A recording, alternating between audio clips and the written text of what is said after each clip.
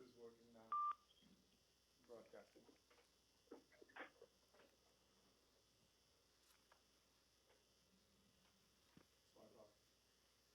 I listened to Gloria.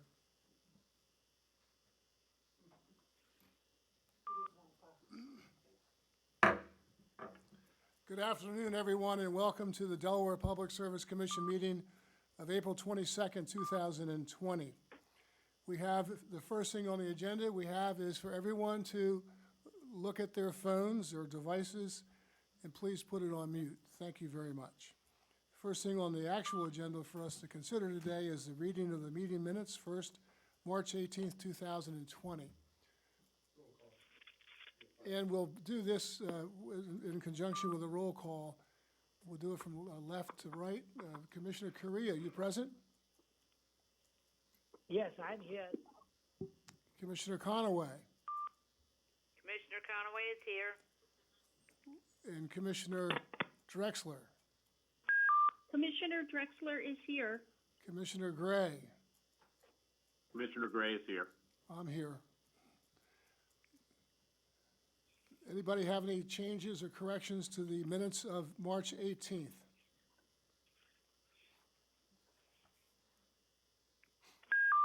May we have a motion to approve the minutes of March 18th? So I move that we adopt the minutes. May we have a second? I second. Was that Commissioner Gray? Commissioner Gray seconds. Is there any discussion on the motion to approve the meeting minutes of March 18th? Hearing none, all those in favor signify by saying aye. Aye. Aye. Anybody abstaining or anybody in opposition? The motion carries. The minutes of April 1st, 2020, any changes or corrections to those minutes? May we have a motion? Commissioner Gray moves that the minutes are accepted as submitted. Commissioner Drexler seconds. Any discussion on the motion to approve the minutes of April 1st? Since there's no discussion, all those in favor signify by saying aye. Aye. Aye. Aye. Aye. Anybody in opposition? Anybody abstaining? The motion carries. The consent agenda. Is there any item on the consent agenda that any commissioner wishes to have moved to the regular agenda? Move we adopt the consent agenda as presented. Commissioner Kadia, second. Is there any discussion on Commissioner Conaway's motion to approve the consent agenda? Hearing none, all those in favor signify by saying aye. Aye. Aye. Are there any opposed? Any abstentions? The motion carries.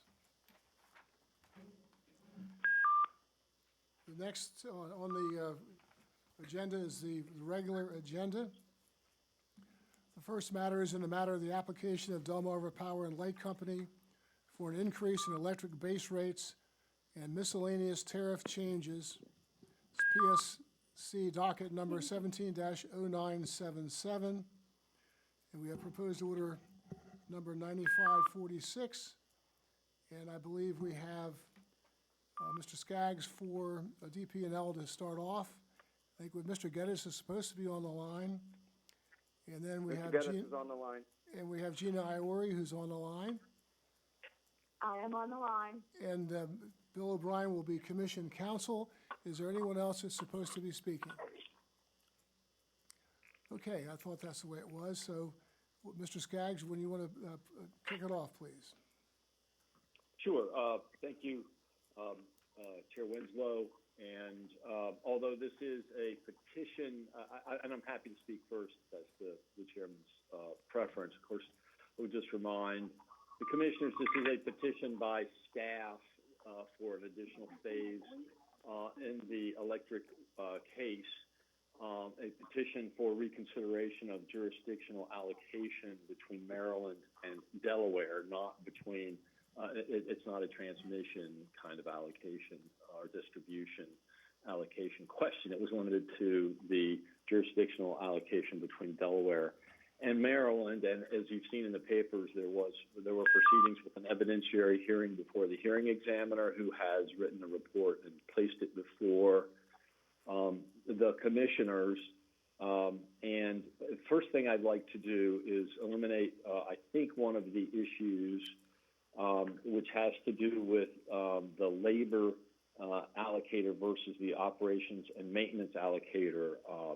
Staff, through its witness, Mr. Blank, proposed use of an operations and maintenance allocator for the jurisdictional allocation between Delaware and Maryland. The hearing examiner, and I'll do this as briefly as possible. I know this is very difficult electronically, so I'll cut right to the chase every place I can, and appreciate the commission's, indulgence. Anyway, the hearing examiner recommended against Mr. Blank's proposal. Neither, as I read their papers, neither staff nor DPA take any exception to the recommendation against Mr. Blank's proposal of the adoption of an O&M allocator, leaving us with, I think, agreement that there should be a labor allocator. Now, staff does point out in their brief that Delmarva put on evidence, which it did, that it is adopted a new general ledger system that better allows it to make direct assignment of labor costs. The way that Delmarva had done it in the past, through at least 2 previous rate cases, and which the hearing examiner found to be appropriate, was using a labor allocator, but using general plant as a proxy for labor. And he found that the use of that labor allocator with the general plant proxy was appropriate, and there was no reason to change to an O&M allocator. But as staff points out, we do have this new system. In light of that, them pointing that out, and upon further evaluation, Delmarva, of its ability to make those kinds of direct allocations without using the general plant as a proxy for labor, it now believes it can use direct labor allocator. And in fact, I believe it is in the rate case it just filed. So Delmarva would agree with the modification proposed by staff in footnote 14 of its brief. That would modify the paragraph 48 of the hearing examiner's recommendations by deleting 3 words in that paragraph, which is a 1-sentence paragraph. The 3 words would be with gross plant proxy. So we would agree with that, and would, of course, be happy to work with staff to generate a revised order to provide for that. I should say before I move on to the next issue that Delmarva, of course, needs to and does reserve the right to go back to a labor allocator using a gross plant proxy if for some reason direct allocation becomes unworkable or inappropriate. The hearing examiner did find that was superior to O&M, and that's not been accepted to by staff or EPA. So that's the first issue, and I think piece is broken out on that one. The second issue, less so. Staff objects to the recommendation by the hearing examiner that Delaware change its storm expense recovery, its rate-making treatment for storm expenses, to match Maryland's, to move from a normalization method to placing those storm expenses into a regulatory asset to be recovered as an amortized expense. And I believe the basic point, and once again I'll keep this short, of staff and DPA is that in phase 2 was about jurisdictional allocation between Delaware and Maryland, and that their argument is the hearing examiner should not have recommended anything related to rate-making treatment, should not have recommended removal of storm expenses, should not have recommended a change in the way Delaware actually treats storm expenses, but should have only recommended that those expenses be removed from a jurisdictional allocation, the calculation of the jurisdictional allocator between the 2 states. So once again, remembering here the background, which is staff punched this ticket. They wanted to do this, and they put forward staff's witness, their own witness blank, to make the case for what they wanted to do on jurisdictional allocation. And the problem with the arguments of both staff and DPA is witness blank did not advocate merely for removal of storm expenses for purposes of calculating the jurisdictional allocator.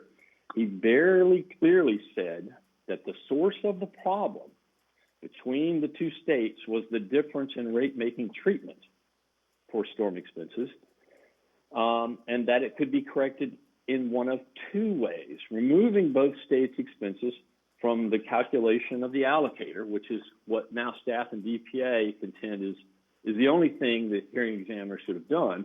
But Blank also very clearly said the other potential solution was to make changes in the rate-making treatment so they would be the same in both states.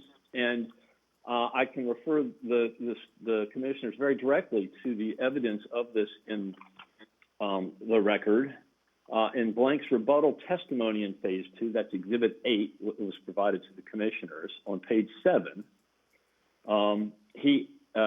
Mr. Blank described the problem, and he said it was this: the primary reason for the large discrepancy is the different commission-approved rate-making methods used in Delaware and Maryland to recover the cost of major storms. In Delaware, the expenses related to major storms remain in cost of service, and storm expenses normalized over a 3-year period.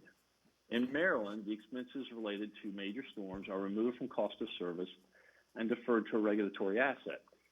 So he explains very clearly what the problem is, that difference in treatment.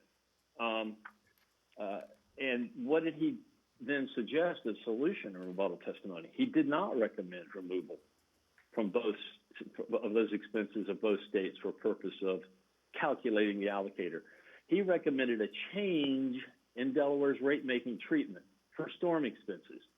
And that was in one of his schedules. And if you go on from where I was reading on page 7, down at line 11, he says, for this reason, I removed $6,419,442 in test year storm damage expense included for Delaware to be consistent with EPL's removal of test year storm damage expense from the Maryland cost of service. So what he did was he made an adjustment in rate making, the way the storm expenses were treated, to make it consistent between the two states. That's what he suggested. Now, he confirmed this either method was fine in a couple of places, but I'll point to one more. One was in a couple on page 6, and he says it very expressly here, of that same testimony in Exhibit 8, starting at line 16. Does this require removal of storm damage expenses from the calculation of the O&M allocator? Does Mr. Blank at this point say, yes, that's the solution, that's the only one the hearing examiner should adopt? No. You can see he says not necessarily. Removal of storm damage expenses on both the Delaware and Maryland sides would be one way to correct for differences in regulatory accounting and recovery. Another method would be to include actual storm damage costs on both sides, Delaware and Maryland, actually incurred in a particular test year and not at levels distorted by differences in regulatory accounting treatment.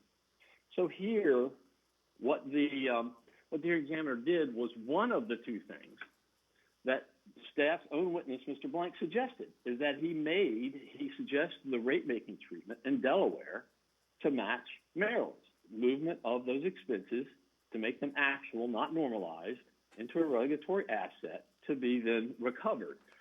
So I would, and then this, of course, was confirmed also in a data request, which is part of Exhibit number 9, where we asked, and it's DPL 1.3 to Mr. Blank, and the question was asked, if storm damage expenses are removed or normalized from Delaware when developing an O&M jurisdictional allocation rate, please confirm that it would be appropriate to also remove regulatory asset amortization on Maryland's cost of service. If you do not agree that would be appropriate, please explain your response. And the response was this: the method of normalization, which may be removal should be consistent for O&M expenses on both sides of the state line, Delaware and Maryland. So he's talking about consistency, and you can do removal, or you can make the rate-making treatment the same. That's exactly what the hearing examiner did. He made them the same. He couldn't change Maryland's, obviously, so he changed Delaware's to Maryland's, and it's a well-recognized way to recover expenses, without a doubt, to put them into a regulatory asset.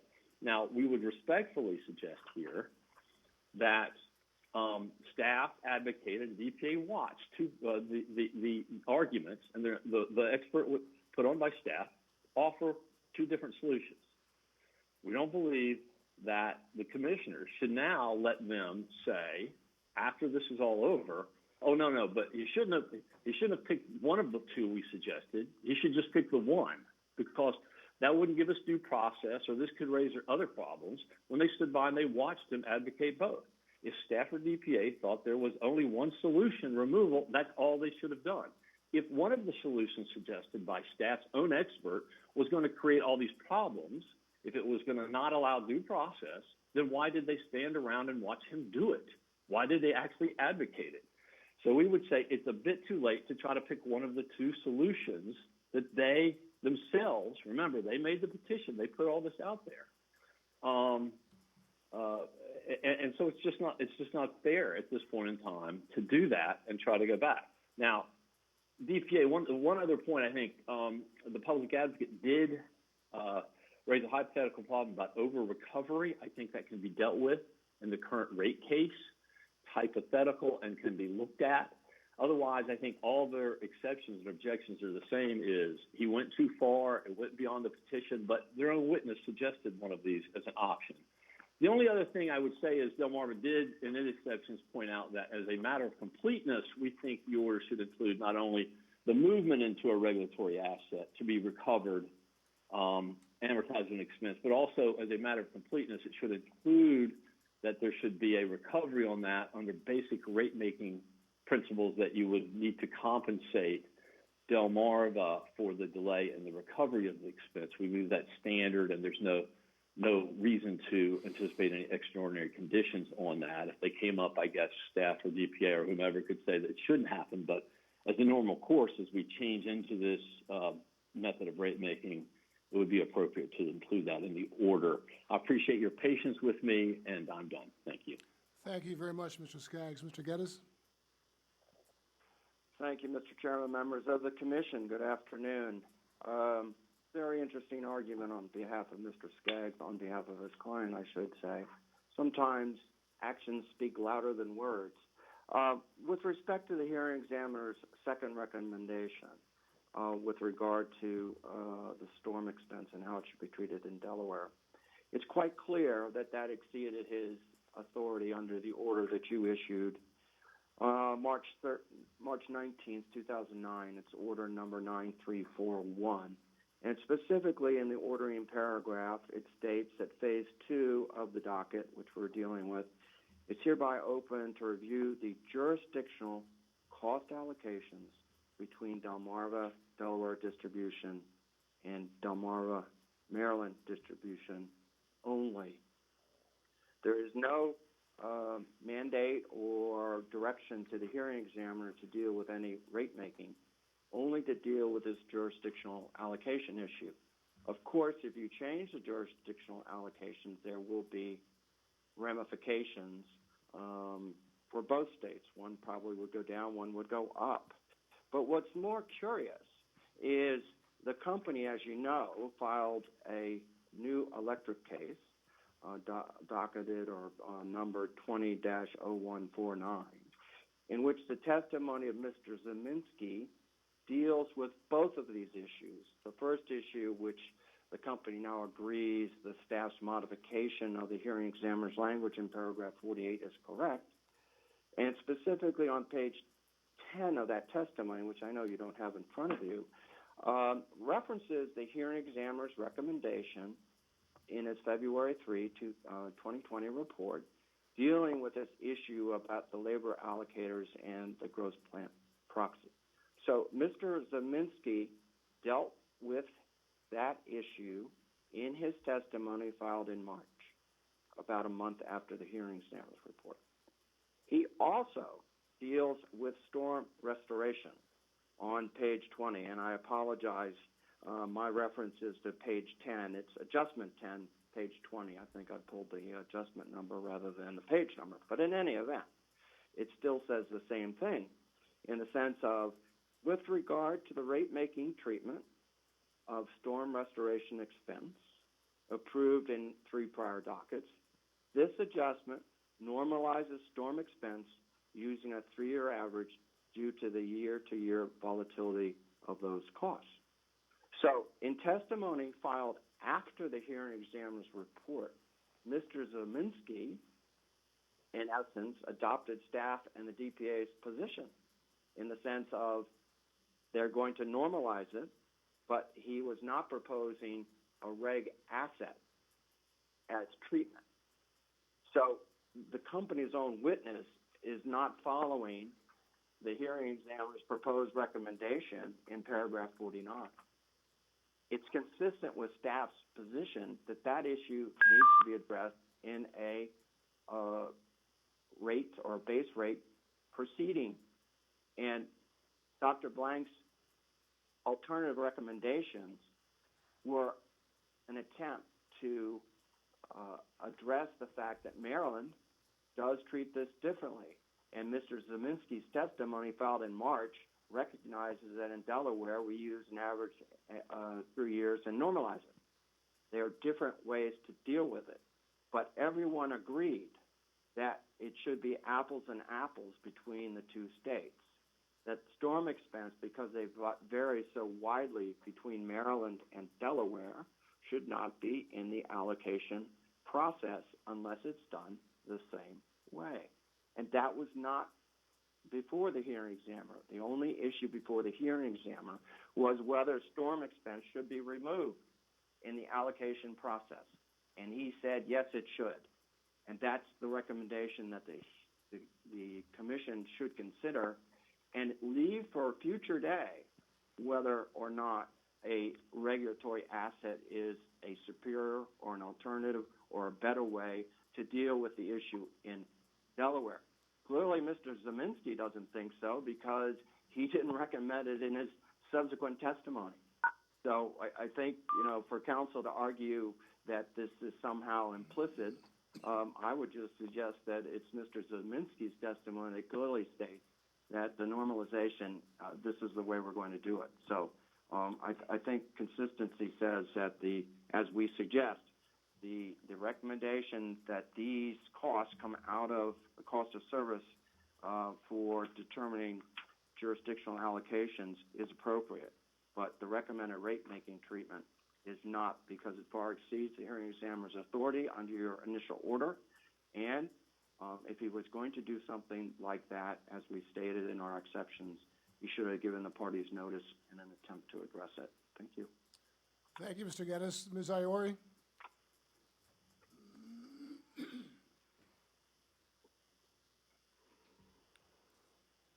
Gina, are you out there? I did it again. Sorry, I had it on mute. Thank you, Chairman Winslow and Commissioners. I hope you all are well. These are some strange times we're living in. But to get to the point, I give Delmarva credit for an ingenious argument. I must admit that I really didn't see, I didn't see it coming in exceptions when they got the proposed jurisdictional allocation that they want, but they now want to take the rate-making treatment that would inure in the rate-making, in the jurisdictional allocation that they didn't want, and that the hearing examiner agreed should not be implemented. So it seems that it wants to have things both ways. If you accept Delmarva's argument, then you need to accept staff's jurisdictional allocation. The public advocate took no position on staff's jurisdictional allocation. That was not our issue, and we did We sat quietly on it because it wasn't our issue. We did not agree with staff. Just because we didn't file any testimony doesn't mean that we agreed with them. If you do not accept Delmarva's argument, and we don't think you should, then the storm damage expense isn't an issue. And we think it's unfair for them to ask to have it both ways. But it isn't an issue anyway for the reasons we stated in our exceptions. I'm just going to hit some high points from those exceptions and note that we are not waiving any of them by not arguing them here. And I apologize if I tread over some of the same ground that Mr. Geddes may have already covered, but it is important. As Mr. Geddes noted, in its order opening phase 2 of this docket, the commission stated, in ordering paragraph 1, that, quote, phase 2 of docket 17-0977 is hereby open to review the jurisdictional cost allocations between Delmarva, Delaware distribution and Delmarva, Maryland distribution only, end quote. And I emphasize the word only because it clearly indicated your intent that just one issue be considered, and that it was the issue of allocating costs between Delmarva, Delaware and Delmarva, Maryland, that is, between jurisdictions. Conspicuously absent from that order is any direction that the parties address or that the hearing examiner decide how Delmarva, Delaware should recover storm damage expense or any expense in a Delmarva, Delaware rate case. And the hearing examiner, contrary to Delmarva's argument here, did not have to reach a decision on the appropriate rate-making treatment for storm damage expense to decide the issue that the commission did ask him to decide. And that is why the commission should reject the hearing examiner's recommendation, and that should be the end of the matter. But there are other reasons why the commission should reject the hearing examiner's recommendation regarding Delmarva, Delaware's rate-making treatment for Delmarva Delaware storm damage expense. First, none of the parties knew that the hearing examiner was going to address it in this phase, so they didn't present any testimony on it. Notwithstanding Delmarva's arguments to the contrary, Mr. Blank repeatedly testified at the evidentiary hearing that he was not making any recommendation on the appropriate Delaware rate-making treatment for storm damage expenses. I'm not going to go through my brief on exceptions and read you those exchanges, but it is clear that he was not making any recommendation on that. Indeed, in phase 1 of this docket, the company normalized its storm damage expense in accordance with commission policy, and neither staff nor the EPA challenged that rate-making treatment.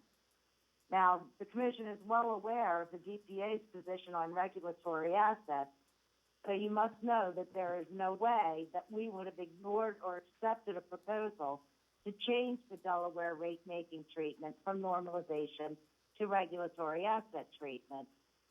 On the other hand, Delmarva has never met a regulatory asset it didn't like, and its position in this case just demonstrates that. If the hearing examiner was going to address this issue, the proper course was to make the parties aware of it and give them a chance to respond. He did not do that, and his failure to do so was a denial of due process. And as staff pointed out in its exceptions, this is not a harmless error. If the commission accepts Delmarva's proposal, this is an error that, on appeal, would be reversible error. The commission can avoid that result simply by rejecting the recommendation, and that is what it should do. Second, the hearing examiner stated that he was, quote, persuaded, end quote, by staff's argument. But how could he be persuaded by an argument that staff didn't even make, that nobody made, not even in phase 1? As I think is probably clear to the commission by now, the only reason storm damage was even mentioned in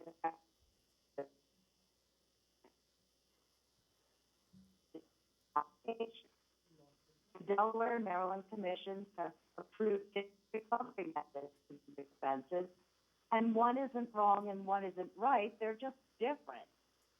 Therefore, staff's witness had to do something to one of them or the other one for there to be an apples-to-apples comparison for using his recommended O&M jurisdictional allocator.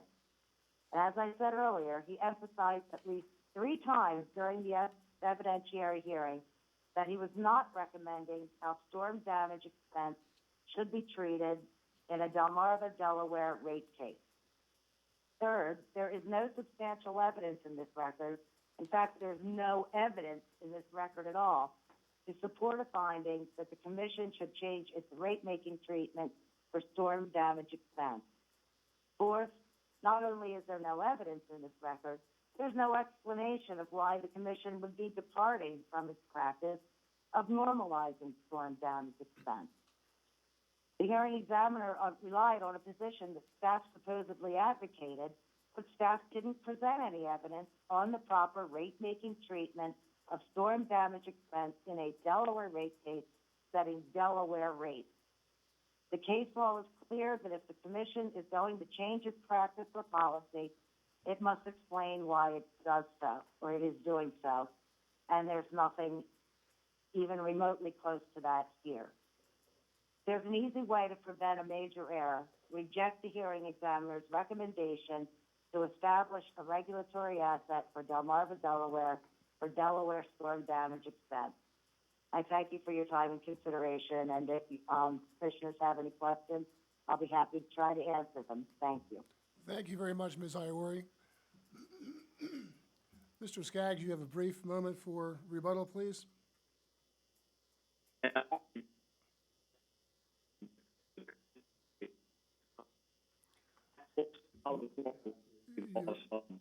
Practice and would. Mr. Skaggs, would you be kind enough to start again? There was a little bit of a blip when you started. Oh, I'm sorry. Okay, so I will be brief, and I just want to answer a couple of points. One is on the current rate case, as Mr. Geddes brought up. He is correct that it was filed with the normalization practice as it had been done in the past. That was, of course, would be changed with a commission order moving that to reg asset. That's why it was filed, to be consistent. But until the Delmarva didn't feel comfortable moving to a reg asset until it had this order from the commission. The other point is to say that there was no evidence of record or that this was somehow a lack of due process or that the hearing examiner did something that surprised these parties in some inappropriate way. Once again, the solutions, and I just read them to the commission in my opening remarks, provided by staff there were 2. One is remove them from the calculation on both sides or change the rate-making treatment to make them the same. You weren't going to train Maryland's treatment in this case, so you had to, the other thing you could do was to change Delaware's. That was an obvious and logical necessity. If they didn't want that to happen, why did they advocate those as the 2 solutions? That's all I have, and thank you for hearing me. Thank you very much, Mr. Skaggs. Commissioners, do you have any questions of the parties? Does anybody have any observations on the arguments? This is Commissioner Gray. Just a moment, please.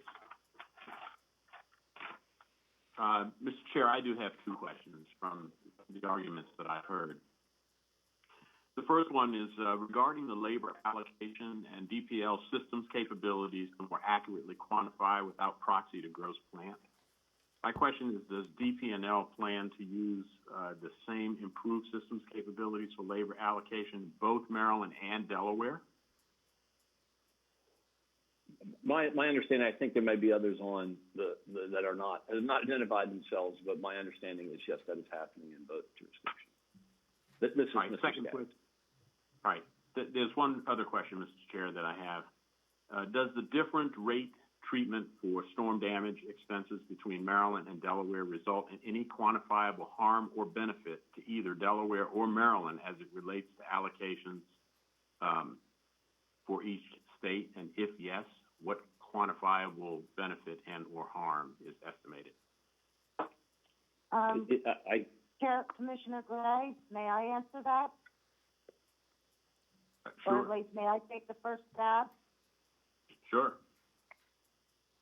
Yes. It would make a difference in jurisdictional allocations, the cost that would be recoverable in Maryland versus costs that would be recovered in Delaware, because there would be a, let's call them, say, stranded costs. If Delaware, as between the costs that were allocated between Delaware and Maryland. However, in this case, the hearing examiner recommended that the allocation not be changed, and so therefore there would be no stranded costs, and all of the costs would be recovered.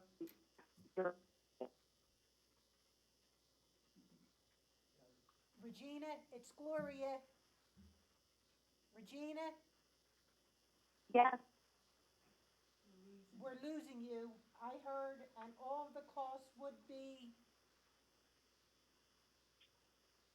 could you read to me before that? however, in this case, the hearing examiner recommended that the allocation not be changed, and so therefore there would be no stranded costs. Okay, thank you. Yes, in this case, because the hearing examiner recommended that the current jurisdictional allocations, basically that they be maintained, there would be no stranded costs, floating out there as between what is recommended or what is recovered from Delaware and what is recovered from Maryland. So, Ms. Iori, that expresses what happens to stranded costs. My interest was to determine, is there any harm or benefit to either Maryland or Delaware in either direction as a consequence? Well, I can. No. Okay. Go ahead, Dina. I guess, what do you mean, harm to whom?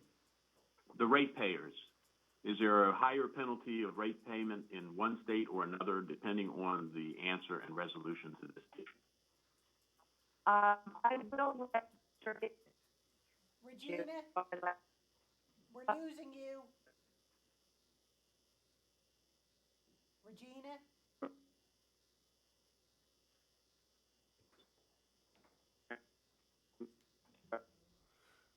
Regina, either you're doing something that's causing the problems with the reception of your voice, or we have a problem with the system. So why don't you try one more time to get on board and try to communicate with us about the ending part of your argument. Now, I said that Mr. Geddes could answer that question. Thank you. Mr. Geddes. Mr. Chairman, and specifically Commissioner Gray, yes, there are cost consequences to the ratepayers in Delaware primarily. As I understand the hearing examiner's recommendation, he suggested that the costs be removed from the allocations because of the different rate treatment by Maryland and Delaware. In this particular case, using the information that Mr. Zeminski put forward, that the stormwater expense, the storm damage expense in Maryland was much less because it was taken out of the cost of service and put in a reg asset and recovered over some period of time. In the Delaware rate collection process or rate setting process, as Ms. Iori indicated, it is normalized based on a 3-year average. Therefore, the numbers in Delaware are higher than the numbers in Maryland. And so when you're doing the jurisdictional allocations, you are not comparing. Those of you who are out there, please double check to make sure you have your phones on mute.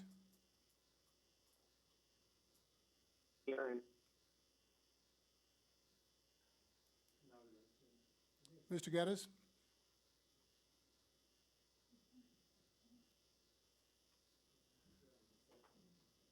I can hear you. All right, I'll just try to continue as briefly as I can. That because of the inconsistent or different methods of collecting these costs for rate-making purposes, his recommendation was to remove it from Maryland and Delaware, so you didn't have such a discrepancy, because it's millions of dollars in the Delaware case, and I believe it was $29,000 in the Maryland case. So if you use those numbers, clearly Delaware is being penalized because the costs that are being allocated as they relate to storm damage are much higher than Maryland. I hope that answers your question. Thank you. Could I give Delmarva's perspective on that question, please? Okay, go ahead, Mr. Can everybody Skaggs. hear me? This is R.J. Skaggs on behalf of Delmarva. Go ahead, Mr. You Skaggs. haven't been recognized yet, RJ. Go ahead, Mr. Skaggs. Thank you, Chair. You're answering basically Commissioner Gray's question, this is not additional argument as far as I'm concerned. No, just wanted to give our take on the answer to that question, which is, and one perspective is, moving to a regulatory asset in this particular rate case would reduce expenses in Delaware because there's no current period storm damage expenses. So there would be nothing, as I understand it, to go into the regulatory asset, but normalization of a long period would produce a number going forward in rates. So in the short term, it would lower rates, but I think the overall point is in the long term, it would match up. The rate making, the regulatory asset, of course, you would get actual expenses and recover them as opposed to estimating, and that would be the same in Delaware and Maryland. And I don't think there's any dispute if the rate making treatment is changed.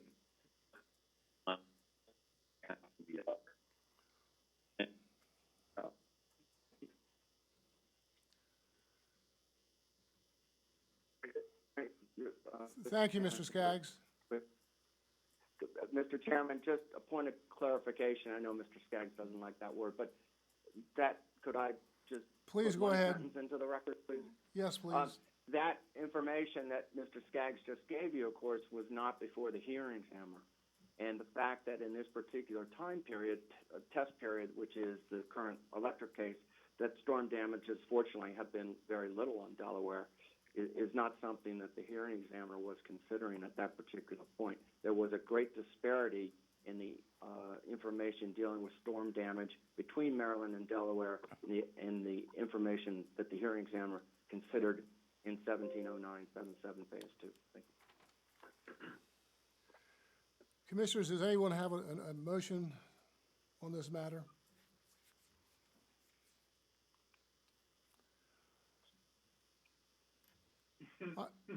Mr. Chair, this is Commissioner Gray.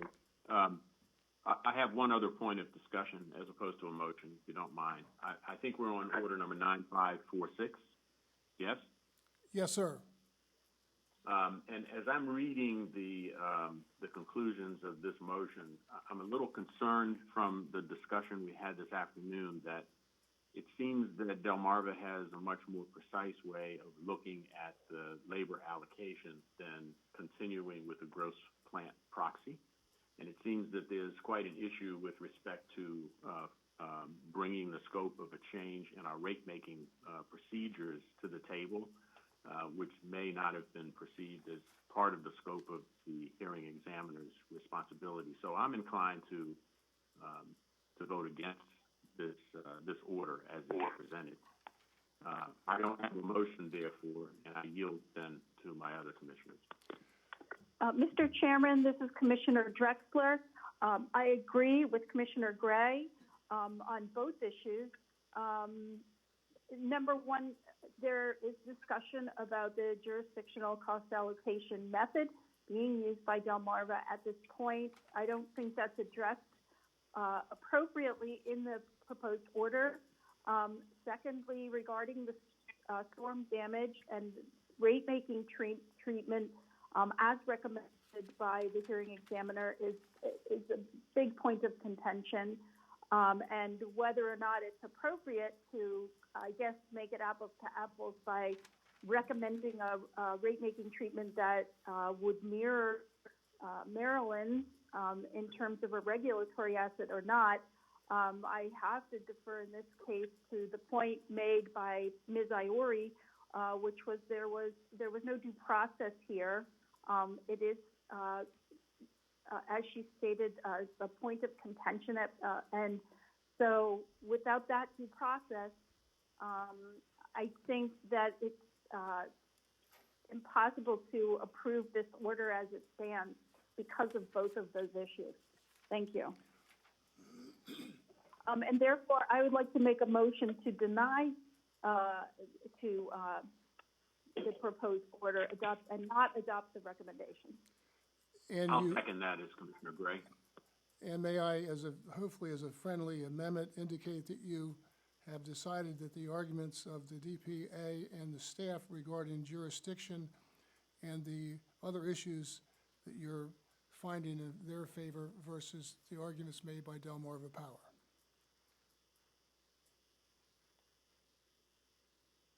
That would certainly be my position, Mr. Chair, and I would accept that if Commissioner Drexler agrees. Well, there's a bit of a conflict, and that is on the second point, yes, on the storm damage rate-making treatment, yes, but on the jurisdictional cost allocation, because it's not clear whether, using the, I guess the recommended by the hearing examiner is all of the parties are not on the same page on that. So it's maybe that even though Delmarva is recommending use of a new process, and the staff indicated that it wasn't tested, I think it's a little confusing there about what the recommendation is. So I would say definitely on the second point, I would be inclined to reject the recommendations and in agreement with staff and with the DPA. But again, on the first one, it's a little bit different, and it may need additional discussion and better clarification. I think the proposed order as it is cannot be adopted.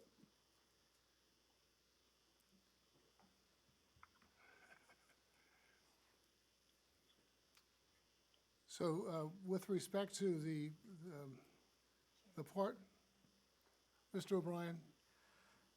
Mr. O'Brien's our counsel, and I think he wants to try to clarify our order. Thank you, Chairman Winslow and Commissioners. Bill O'Brien on behalf of the Commission in this matter. I'm sure the parties will jump in and correct me if I'm wrong, but my understanding is that the first issue has been resolved, and it's been resolved in a manner consistent with the motion that's on the table and the second. That being that the allocation method moving forward is the one consistent with the way it's been done, given that now they've got a new accounting system in order where they no longer have to use gross plant as a proxy, and they can use an actual labor cost allocator. So I believe that prior to getting to the second issue, the parties did come to an agreement on that first issue, and they agreed to remove those 3 or 4 words from the hearing examiner's report that reference the gross plant proxy for the labor allocator. So I believe you can limit your motion now to the second issue, which I believe you did make clear that you were finding that the hearing examiner's recommendation regarding the rate-making treatment for storm damages was beyond the scope of the proceeding as laid out in the commission order that opened phase 2 of the docket. Commissioner Drexler? Yes, yes, I agree with that. Mm-hmm. Okay, so that's... I go back, so I will take you back to Chairman, your original comment, which was agreeing with both the staff and DPA on both points. Thank you, Commissioner Drexler. Any questions or Point of order, discussion? Mr. Chair, this is Commissioner Gray, and this perhaps is for our legal counsel, Mr. O'Brien. Does this imply that if we have agreement on bullet point number 2 in the order, because of the parties agreeing to the more precise way of the allocation, would it be simpler to remove item 3 from this order and pass it through?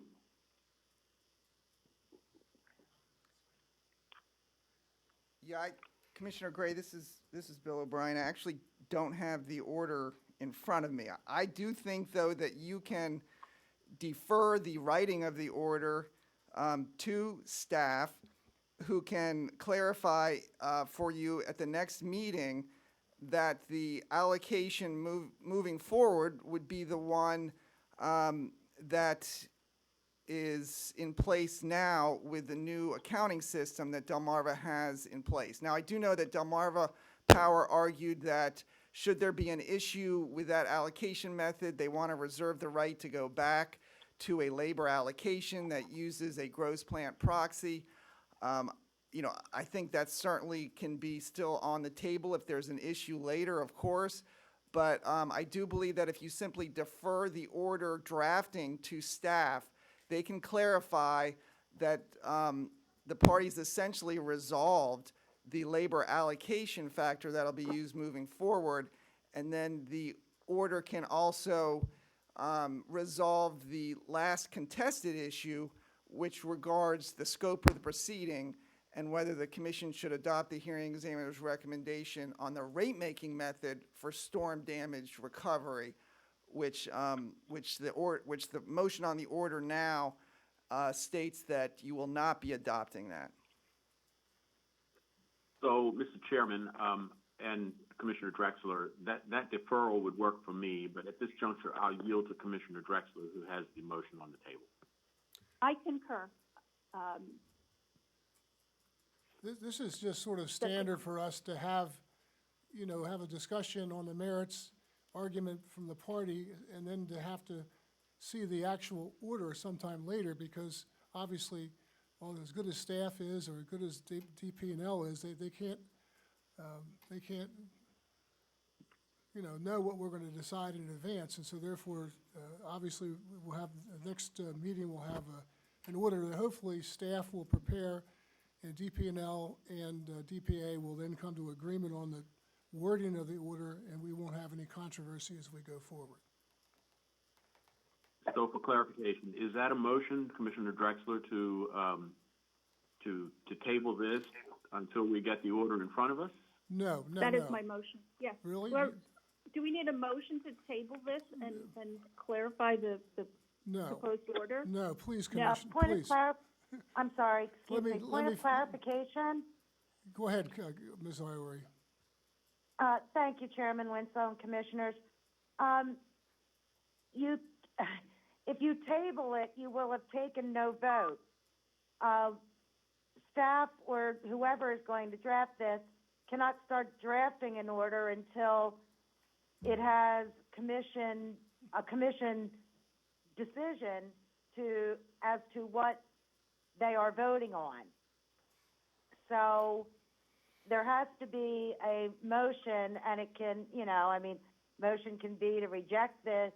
I think probably the cleanest way to do it is to not adopt the order that you have in front of you, to vote on the motion as we've heard you talk about it, and staff will prepare a form of order for you to consider at the May 13th meeting. And if the language isn't as we determined, then Commissioner Drexler, we can make changes to that order before we vote on it. It's really the standard way we do business here at the commission. Yeah. That was a yes? That was a yes. Okay. Does anybody have any questions of Commissioner Gray? I think started off the motion, so we'll have him as the person making the motion, and Commissioner Drexler be in a second. And is there any further? I think it was just the reverse, Mr. Chair. Okay, it's the reverse. And does anybody have any any further discussion on Commissioner Drexler's motion? Hearing none, all those in favor Yep. signify. Commissioner Gray? The motion is now to table, is that correct? No, it's not to table it. The motion was to indicate that the jurisdiction, that word only that Ms. Iori talked about, that the hearing examiner had no jurisdiction to go where he went on the second issue. There is no first issue, as articulated by Mr. O'Brien, so the motion really is Commissioner Drexler's motion as explained by Mr. O'Brien. Understood, and I second. Okay. Is there any further discussion on the motion? Hearing none, all those signify by saying aye. Aye. Aye. Aye. Are there any more ayes? Aye, I forgot I was on mute, sorry. No problem. Commissioner Correa?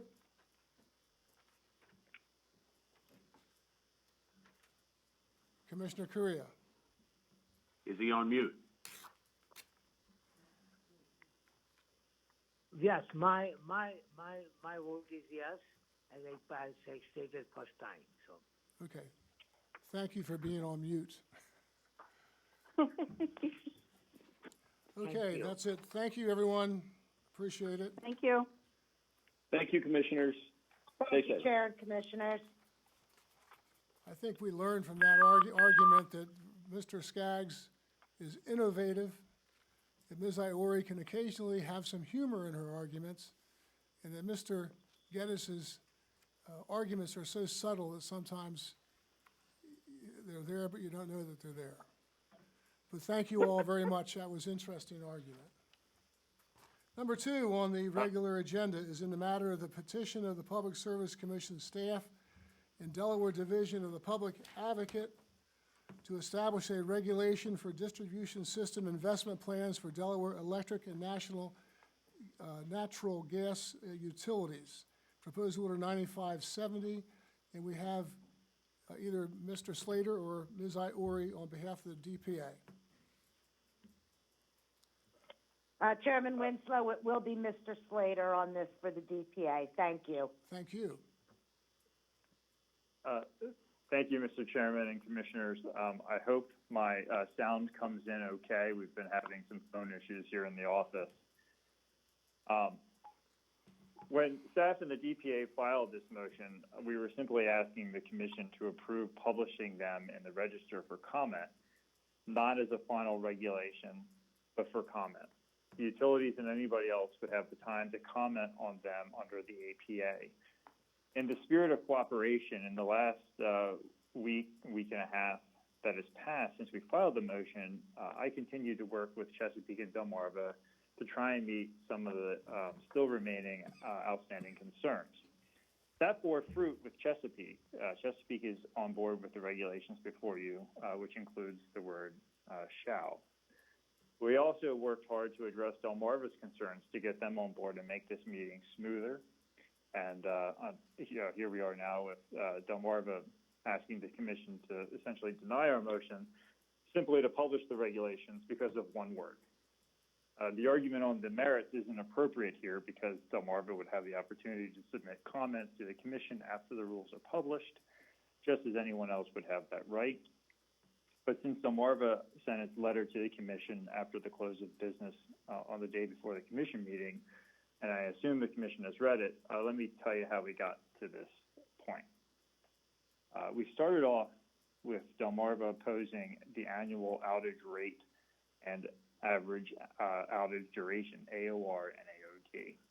AOR measures frequency of outages, and at the time, Delmarva had said they didn't have a way to measure this, but fortunately, we were able to point out that, as in Mr. Miles' own testimony in the gas case, they actually used the last 3 years of frequency of outages as a metric.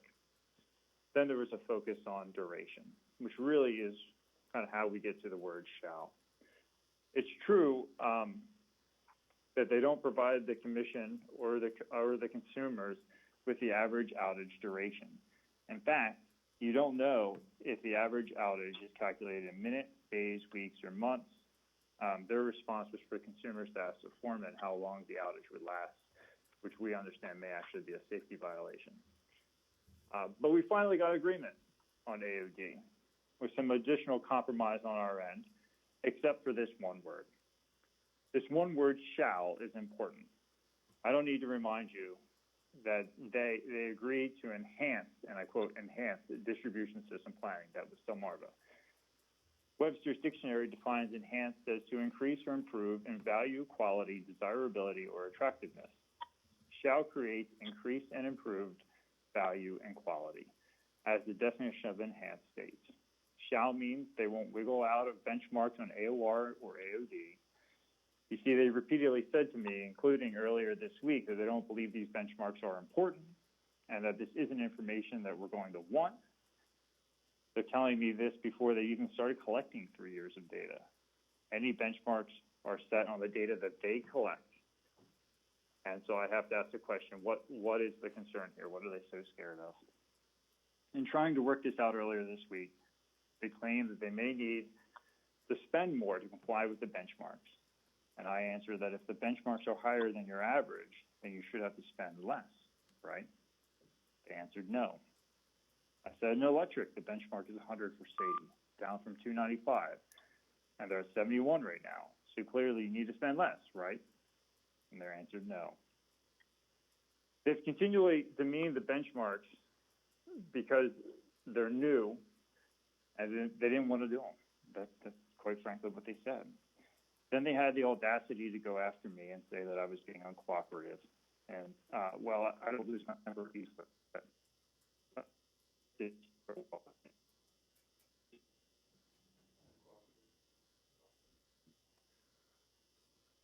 We've got dead air right now, Drew.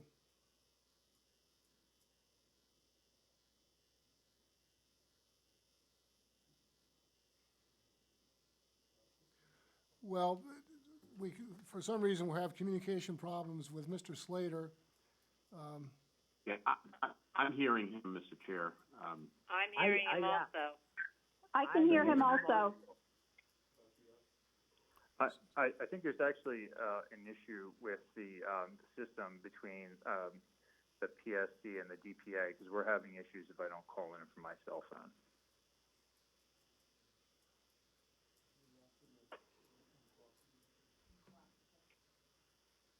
Okay, so go ahead. Should I? Okay.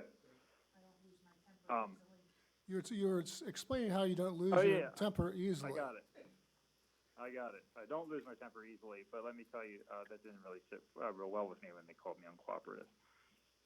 It's my yet we continue to work with with Delmarva in order to try and gain their acceptance of these regulations and make this a smooth process. It's my understanding that there's never been a penalty for missing a benchmark because a benchmark has never been missed.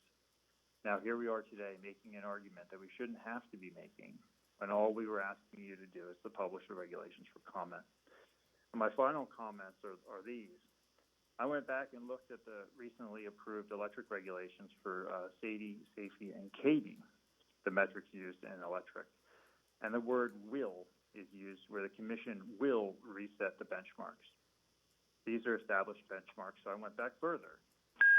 And before Order 5704 was established, due to blackouts, these metrics were not reported. And I don't want to end up in a similar position on the gas side that something would happen to get similar benchmarks. But I feel like here we are arguing about this. And these regulations that were in Order 5704, which was the year 2000, the word is set is used. But this implies there's no wiggle room for the utility to not set benchmarks and to get out of these benchmarks. Shouldn't be frightened by having benchmarks in additional because you should be frightened by the unknown. Yep. Can you hear me? Not the last 20 seconds we didn't. I can hear you. Okay. I will make sure that Gloria gets a copy of my comment. Thank you. Sure. Just to end, we shouldn't be frightened of having new benchmarks and additional data. We should be frightened by the unknown. There's nothing wrong with benchmarking frequency and duration after collecting 3 years of data. Delaware should be a leader in safety and reliability through the gas system. The utilities provide safe, adequate, and reliable service now. There's no reason more information and additional benchmarking should cause any concern. Additionally, the word shall should remain in these regulations. Let's set the standard, let's set the benchmark, and let's be the leader. Thank you. Thank you, Mr. Slater. Mr. Walsh? Thank you, Chairman Winslow and Commissioners. Staff supports the DPA's arguments, and I will not be redundant. I will just leave it right there. We work in concert with them, and we agree that these are good proposed regulations, and request that the Commission support and enter the order directing publication. Thank you. Thank you, Mr. Walsh. Ms. Slayton? Yes, good afternoon, Commissioners. And thank you for the opportunity to address you this afternoon. I would like to just start with some of the history in this matter. This process of negotiating distribution system planning regulations was born out.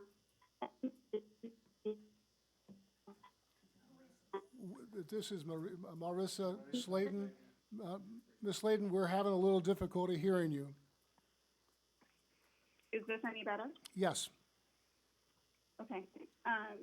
So this matter was just a brief background on the history of this matter, how it was born out of an MOU between Delmarva Power, the public advocate, and Commission staff.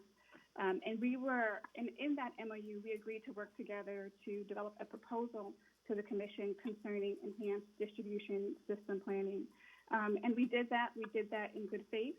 And the MOU contemplated that we would provide recommendations and submit any proposals for review and approval by the Commission. And so that's what we're focused on today, is the review of the proposal submitted by staff and the advocate, along with the modifications, which is being requested by Delmarva.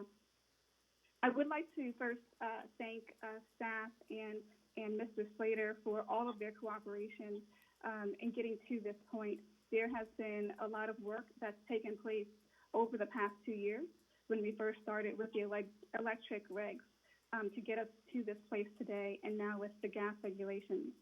And as you'll recall, for the electric regulations, they were a fully consensus proposal. And today we're near consensus. The document before you really has been accepted in the majority, with the exception of one word. And that one word is shall. That Delmarva is proposing it should be may. And as Mr. Slater just set forth, their position is that it shall. You're back out again.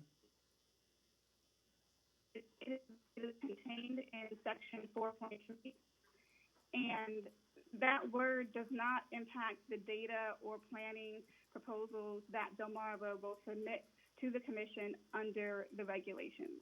It specifically pertains to the amount of discretion that the Commission will have after Delmarva submits the required data. So Delmarva is not wiggling out of providing frequency and outage data to the Commission. We have agreed to do that in the draft that's before you. But what we're focusing on is what happens after we submit that data. As you're aware, in the electric context, we use SAIFI, SAIDI, and CAIDI to measure reliability around the frequency and duration of outages. These metrics are industry standard, and they've been used for years across the industry. They are reported by IEEE as annual rankings, and we also had the benefit of that data when we were developing the electric distribution regulations. DPA is recommending capturing similar types of data for gas, meaning frequency and duration. And again, we are, as a company, willing to track and provide that information. It is reflected in the regulations in both Section 4, where it says that we'll track that data for 3 years, And also, it's reflected in Section 8, dealing with annual reporting going forward. The difference between the electric and gas context, however, AOR and AOD are not industry standards for gas.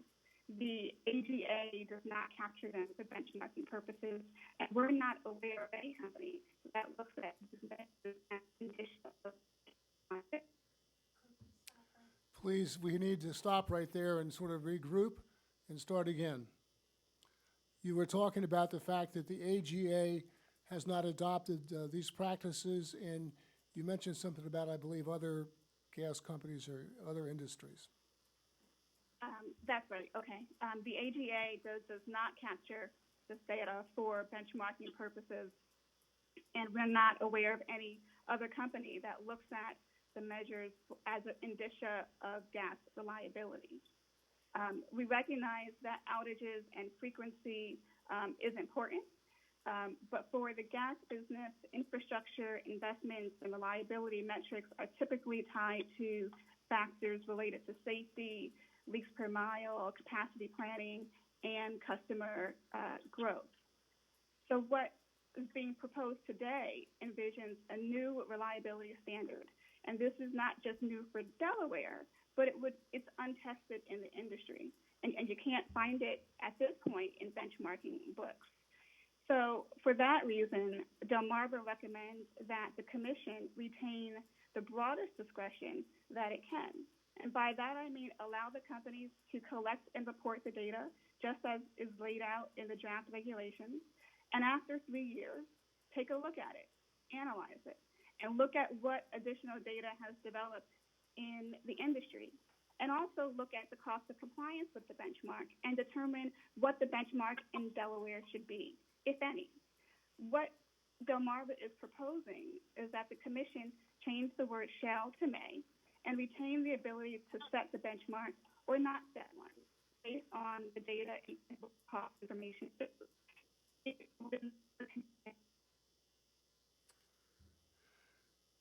Is there anything further? Because you did cut out right there.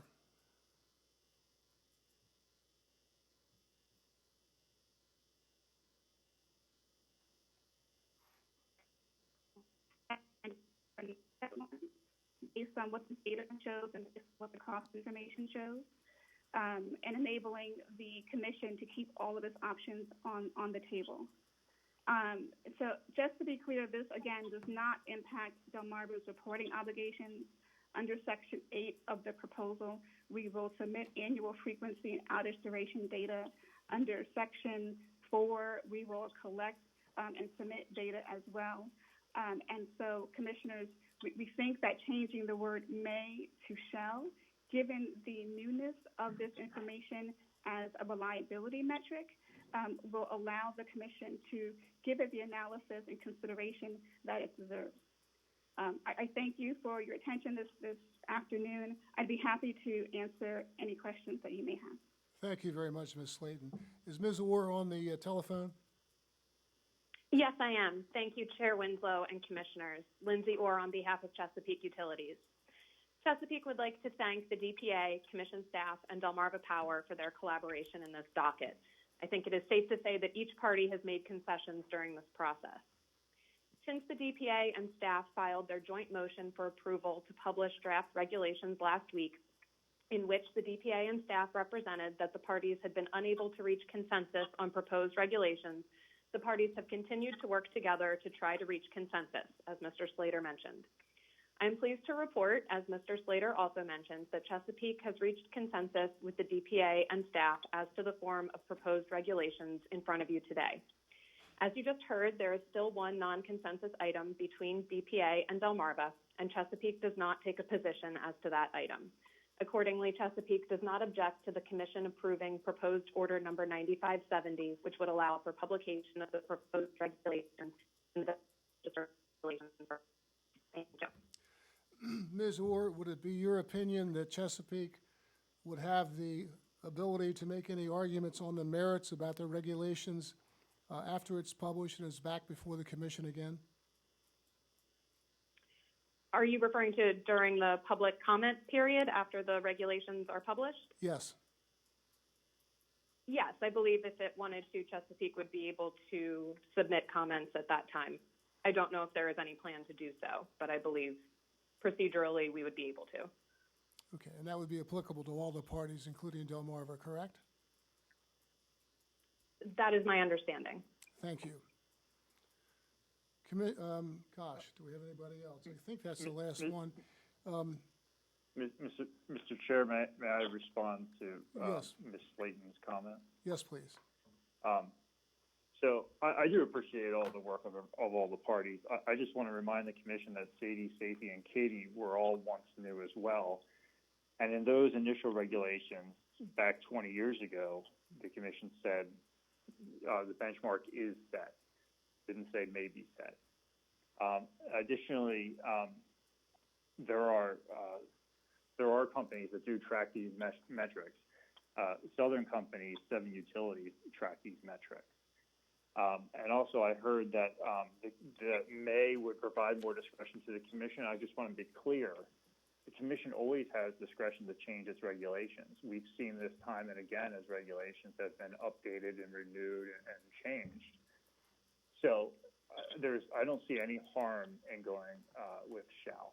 Thank you very much. Thank you, Mr. Slater. Commissioners, do you have any questions of the parties?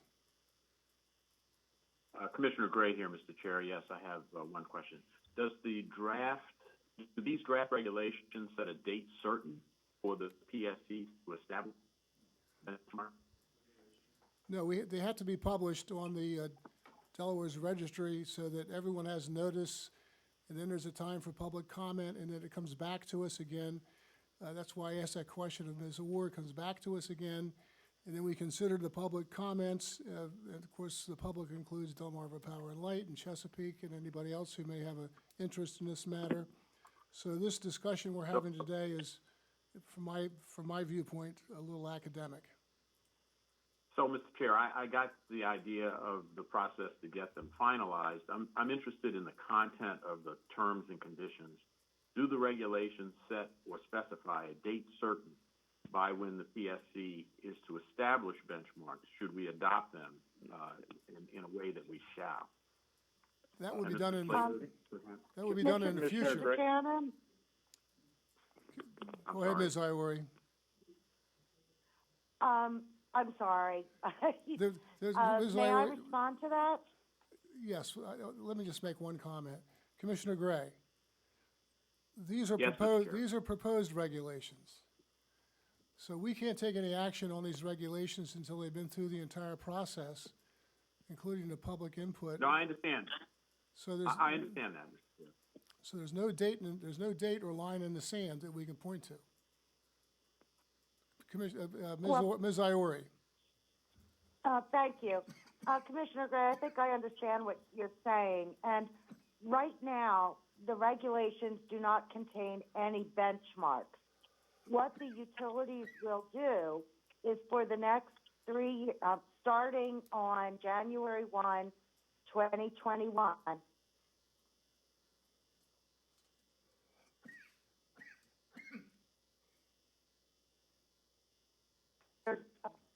You've broken out again. We can't hear you. benchmark. Sorry. Actually, Mr. Slater just asked me to let him take it, so I will. Mr. Chair, hopefully you can hear me. Mr. Slater, pardon my interruption, but I think in principle with the introduction of Ms. Iori's comments, I have my answer. And it was simply whether or not there was a date that was stamped in the terms and conditions of the language that constrained the commission to deliver something by that date. And I understand the process of the comment period, so I think I have an understanding that I need. Appreciate it. Thank you. You're welcome. Mr. Chair, may I make another comment? Do you have any water? I'm sorry, who wanted to speak? This is Ms. Slayton, Mr. Chair. Yes, ma'am, go ahead. I just want to clarify that what Delmarva is asking for today is that the regulations be published with the modification of changing may to shall, changing shall to may, and let that be the version that is open for public comment. No, I understand. Okay. we do recognize that plenty of companies track this data, but the question for us, the point, Mr. Chair, is for us that we're not aware of companies that track it for the purpose of measuring reliability. And so when SAIDI and CAIDI were created, it was created by industry standard, i.e. EEE, and not by the regulators. So that's the distinction that we're making between the electric regulations and the gas proposal today. We'd just like an opportunity to thoroughly vet that once the data is before you in 3 years. Thank you very much. Commissioners, any further questions?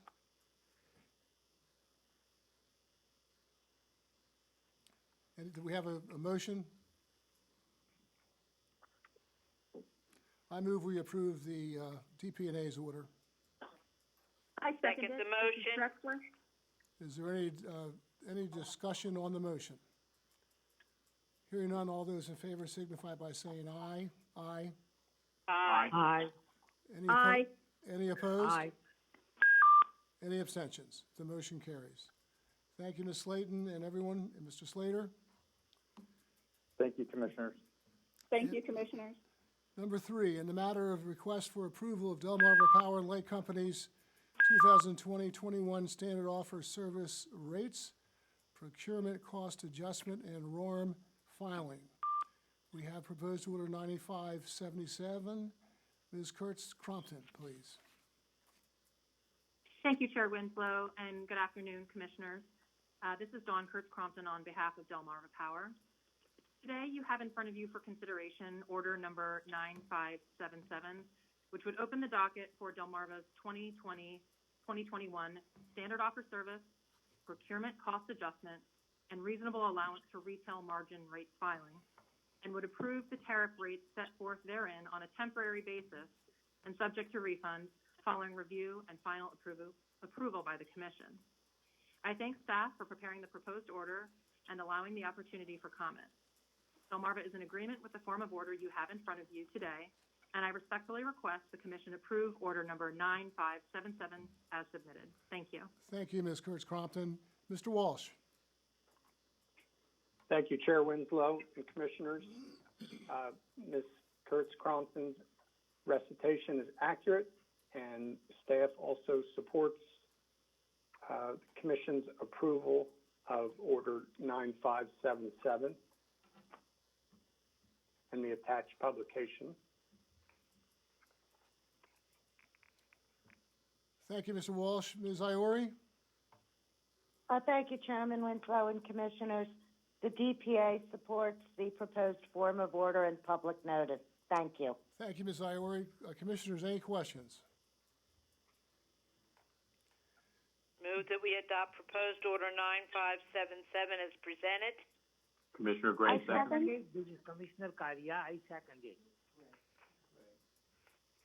Commissioner Correa, Commissioner Gray beat you to it.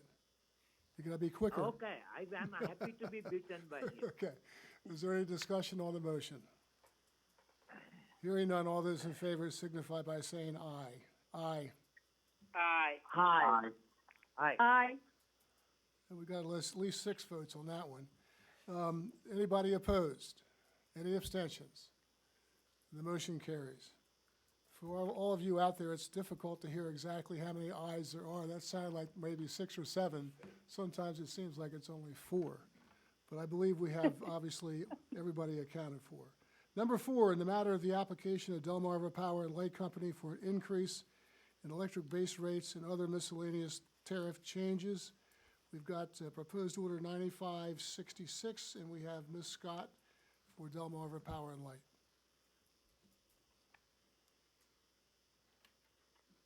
Thank you, Chair Winslow and Commissioners. Would you like me to go first in terms of Delmarva's form of proposed order? Yes, please. Okay, thank you. Just by way of some background here, so Delmarva's rate case application was filed on March the 6th. Since that time, we have been attempting to move the application forward and open the docket.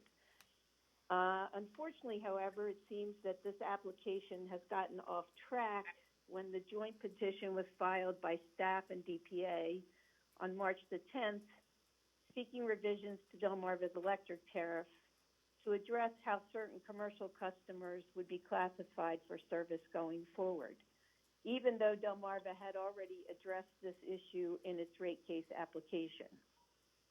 In response to that petition and wanting to keep the rate case application intact, Delmarva had filed a motion to consolidate the joint petition with its rate case application. As you recall, a consolidation was being requested because the issue, as I said, had been laid out in our application, and we had proposed a plan to address the particular issue. However, on March 18th, the Commission rejected Delmarva's motion to consolidate and granted the petition and opened docket 20-0217.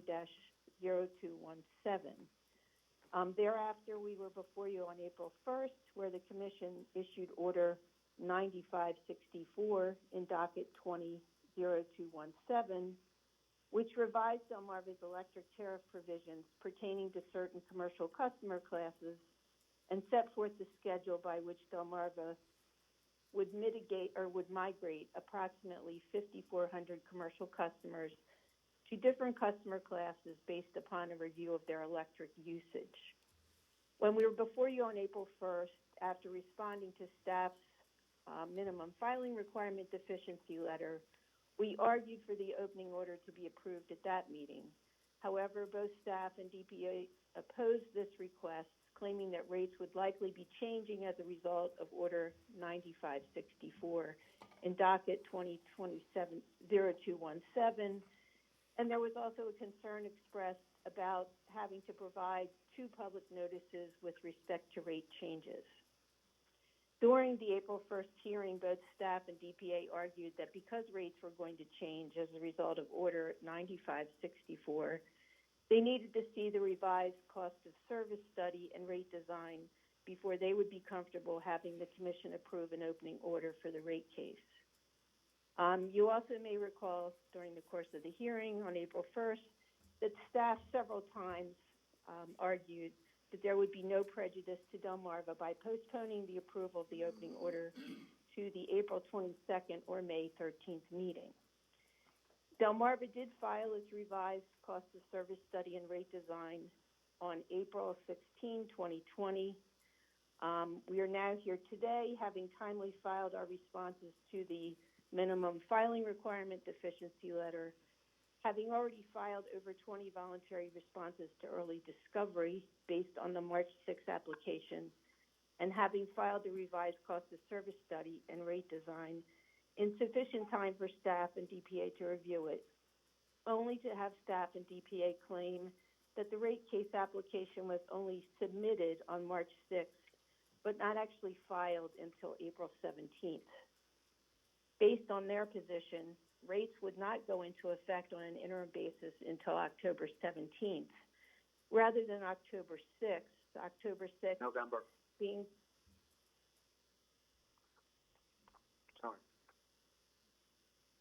being consistent with the original filing date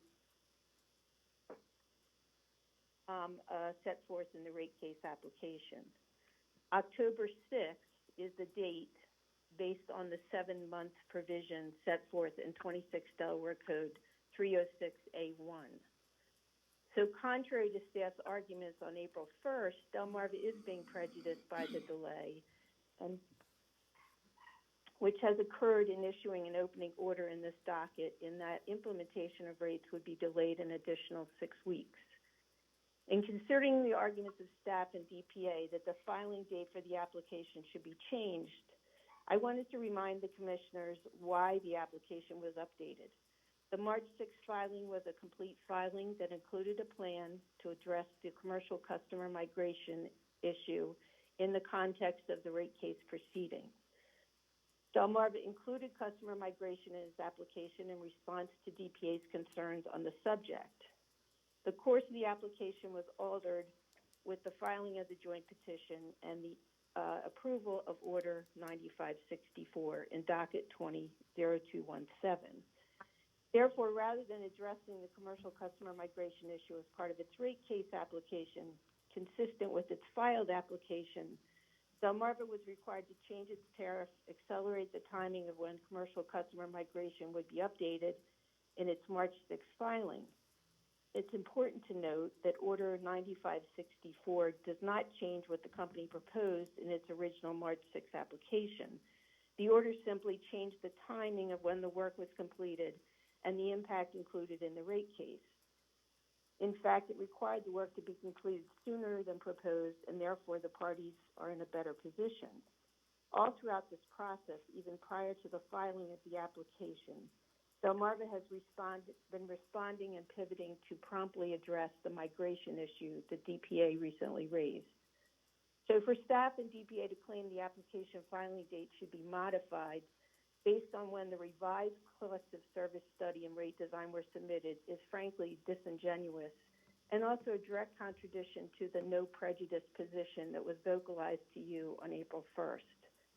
The application was updated for one reason, because staff and DPA wanted the commercial customer migration issue dealt with separately on an expedited schedule rather than as part of the rate case.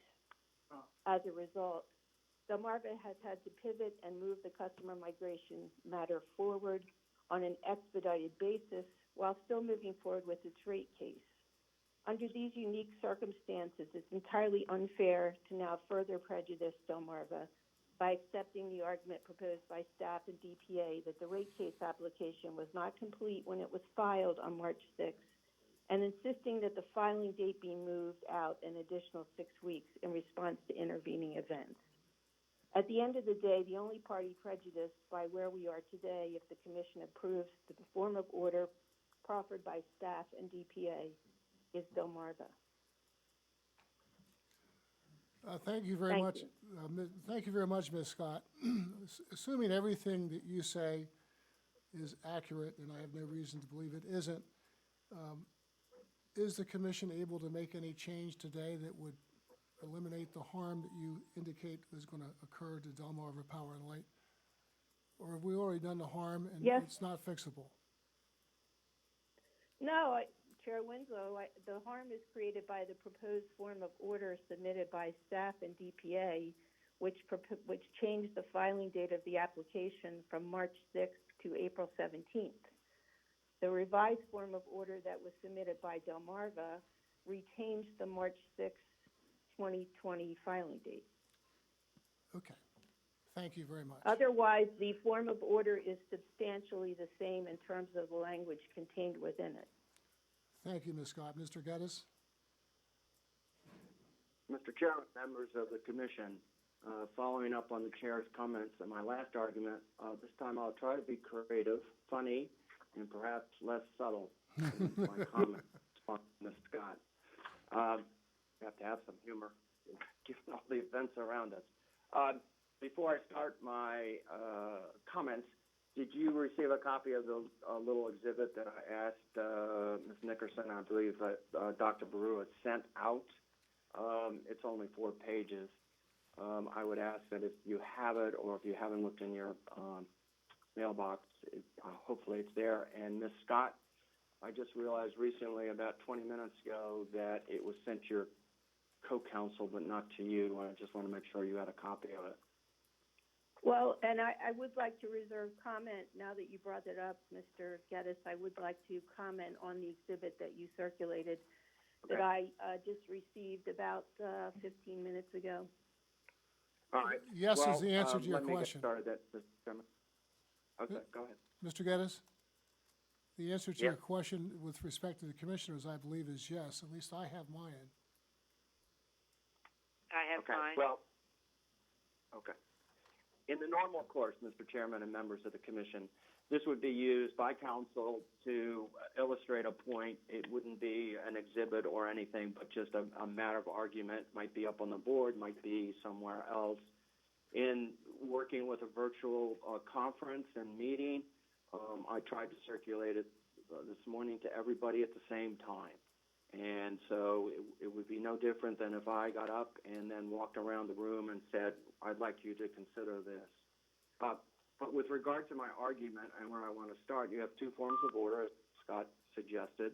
I do believe I interrupted when she said October 17th. I think she meant November 17th with regard to staff's order, but I do apologize for trying to correct it.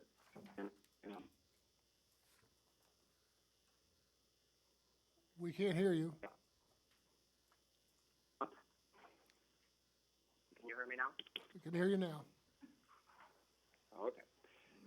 Staff recognizes that there have been some significant changes in the company's application since it was filed March 6th.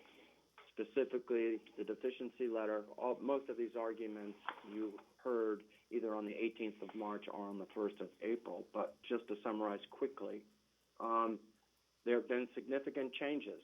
Not only have the revenues changed, the rates have changed, and now we see the inter-class cost allocations have changed as well, due in part to the migration of 5,400 customers from incorrect service classification. Now, Mr. Slater has been working with the company since early February trying to understand why so many customers were in the wrong rate classification. In the middle of February, the company identified that there were as many as 5,400, which makes a significant difference to the case that they filed in March. As Your Honor, Mr. Chairman, noted in the April 1st argument, or discussion, I should say, commission discussion, the need to publish twice not only costs money, but would be confusing to customers. The issue is that the company was not addressing this issue in a timely fashion in its case. It is mentioned in Mr. McGowan's testimony at pages, or I guess Q&A 24 and 25. So the problem was identified before the March filing, but it wasn't addressed in the company's filing, other than we'll get to it when as we develop the case. And as Mr. Slater indicated, I believe on March 18th, when you considered the petition of the DPA and staff, this is an urgent matter, especially in the time of financial need of small businesses in particular, that this is something that needs to be done immediately. And I believe as a result of your deliberations and subsequent order, you agreed. So the question is, in the context of what's happened, when was this case actually filed?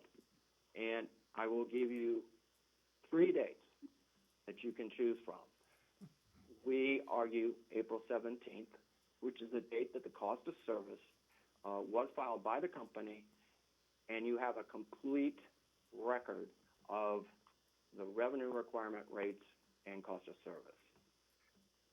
The other date, which one might land on, is April 1st, is the time that we came before you and suggested that there was still additional information that needed to be filed, but the company the day before had responded to staff's letter of deficiency, minimum filing deficiency, filed on March 19th and responded to by the company on the 31st.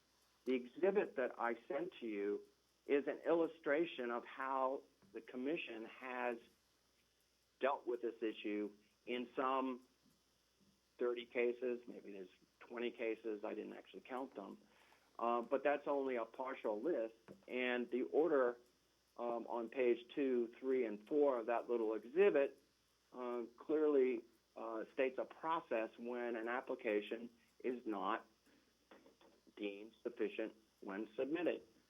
And in that case, there was a letter of deficiency to this case, and the application in that particular docket, 20-0067, which is the last docket on the preceding page, and in order 9561, it was deemed that the application was complete and filed when the deficiencies noted in the correspondence by staff to the company had been addressed. That's a similar case here, except the difference is that we are suggesting that because the underlying cost of service was not filed, that the case really was filed on April 17th. But to suggest that somehow this is staff and the DPA's fault because of order number 9564 really is I think disingenuous as well.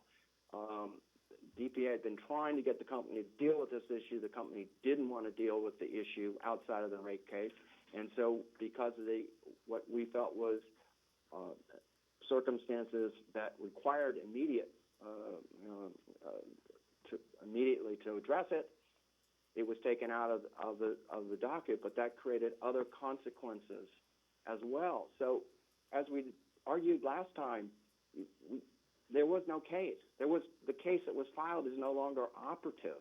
It wasn't ready for prime time because of the material changes that were in it. So then the question is, well, can a utility file something and then, as a result of subsequent changes that are required before an opening order? This is completely different than making changes during the case. And I would note that in the cases where changes are made during the case, it's unusual for the commission to actually grant more than what the company is seeking. In this case, you have an additional revenue requirement. So staff's position is that this case was not filed until the cost of service was presented to us. But should you take a different position, one could argue, all right, well, that's unique. But certainly it wasn't filed until they responded to the minimum filing requirements, which wasn't until April 1st. And certainly it was not filed on March 5th because it has materially changed. So staff's position that its order is correct and that the commission should not use the March 5th date as the file date in this case for the reasons cited not only today, but April 1st and March 18th. Thank you. Thank you, Mr. Geddes. I have a question for you. You know, to be frank with you, I was not anticipating this issue to be here today. I mean, I thought we made the correct ruling with respect to your request, but I don't think the commissioners contemplated this to be the result. To be candid with you, I feel a little bit like Delmarva Power has been put into a sort of a unique position. It may be had we known about this issue, I guess we could have allowed the filing, or at least we would have had an argument on the merits about this particular issue before we, set the new date. So I don't know, can you make me feel from the state's point of view or staff's point of view why I shouldn't be feeling sorry for Delmarva Power in this particular circumstance? I will try to answer that directly. I think an argument first of all, candidly, did I think about this at the time of the arguments on April 1st? No, I did not. And the fact that the minimum filing requirements compliance response was not filed until the 1st of April. If you want to not feel sorry for Delmarva, I think the April 1st date could be used as the file date because they had complied. They made a large filing the day before, supplemental testimony, additional revenue requirement, and one could argue, all right, well, that's the real date because they complied with the minimum filing requirements and they also had filed their revenue requirements that everyone knew was going to change as a result of the migration docket. So that would be a righteous date, and I don't think then one could feel sorry for Delmarva because that's the date when this all came together and the commission considered the case. And if the order had been entered that date, that would be the date that the case started. But to use the March 5th date, I think is just to allow, the utility to benefit from the fact that this issue of migration should have been addressed in a positive way. And I don't mean that as pejorative, but in a way that dealt with the differences in costs, the differences in revenues. Rather than just flagging it as a potential issue to be addressed in the case, it needed to be addressed in the case that they filed, not, up front with a cost of service. And maybe the case itself should have been delayed until they addressed those issues. But we had to drag it out of that case because of the urgency of it. And so there, I think if you're trying to benefit the risks and the rewards And not to feel sorry for Delmarva, perhaps the April 1st date is the correct date, but I don't think, and I can argue this without feeling sorry for Delmarva, or putting myself in place of Delmarva, that the March 5th date is, of all the dates, is the least, I think, supportable. Thank you, Mr. Chair, Geddes. Chair Winslow. You'll have a chance. You'll have a Chair chance. Winslow, may I be heard? Yeah, you're the one that's going to be called on next. Well, Right now, as a matter of fact, right now I was wanted about ready to say Ms. Iori. Okay, I wanted to get my 2 cents in before everybody started going back and forth on that. Thank you, Chairman Winslow, Commissioners. I really don't have much to add to what Mr. Geddes said, but I do want to answer your question, Chair Winslow, about is there anything, any reason why we, shouldn't feel sorry for Delmarva? And I will only note this. In their own testimony in their filing on March 5th or 6th, I think it was, they said they would be providing a new cost of service study. So their filing with the old cost of service study was, as I'm trying to think of the word that Mr. Geddes used, not ready for prime time. So that's all that I would add to that, and thank you. Thank you, Ms. Iori. Ms. Scott, a brief rebuttal, please. Thank you, Chair Winslow and Commissioners. First, I would just like to note on the record Delmarva's objection to the exhibit that was provided by Mr. Geddes. As I indicated, I only received it about 15 minutes ago, and I have confirmed that no one in Delmarva has received it. The email was likely quarantined because of the form in which it was sent, so it was not received by Delmarva either. In addition to that, having a list of cases without knowing exactly what happened in those cases or the context within which the decision was made is not particularly helpful in this particular case. So I would like to note that on the record. I also find it interesting that the comment was made that because the minimum filing requirements deficiency letter was out there and was not responded to until March 31st, that would be a basis for arguing that at most we could have the application considered to have been filed on April 1st. That's simply not the precedent that has been followed by the Commission in rate cases. The deficiency letter, to the extent deficiencies are found, is sent. It's responded to. It has not created in the past cases, at least back to 2014, it has not created a circumstance whereby the application filing date is subsequently changed. Again, we filed a complete case on March the 6th, including a complete cost of service study and a rate design. And we also did address the fact that we knew there was an issue with the commercial customer migration because we had had discussions with DPA about it, but we wanted to address it in the rate case because, for example, we knew that ultimately we would likely have to revise our class cost of service and rate design. Be that as it may, that should not change the date that should be considered the date that the application was complete and was fully filed. I think we were really caught in a catch-22 here. It's a bit of a unique circumstance in terms of how this all played out. And I would submit to you that the filing date of March 6th is the date that we should consider as the date that the application was filed and used as the basis for determining when the interim rates should be submitted.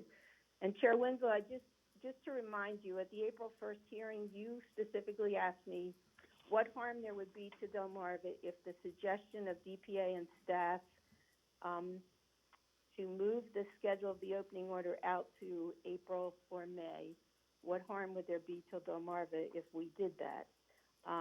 And based on the arguments that were made to the Commission, specifically by staff, that Delmarva was not going to be prejudiced by this, You know, we agreed that we would try and get the cost of service study in a timely fashion to be back on the agenda today.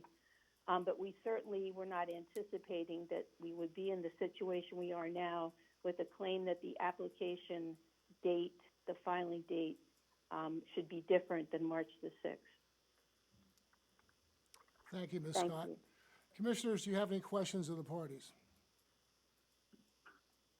This is Commissioner Gray, and I'm a little conflicted on this issue because as the chronology moved forward, I recall that Delmarva asked to roll these two issues into a combined path forward, and I think the commission turned that down.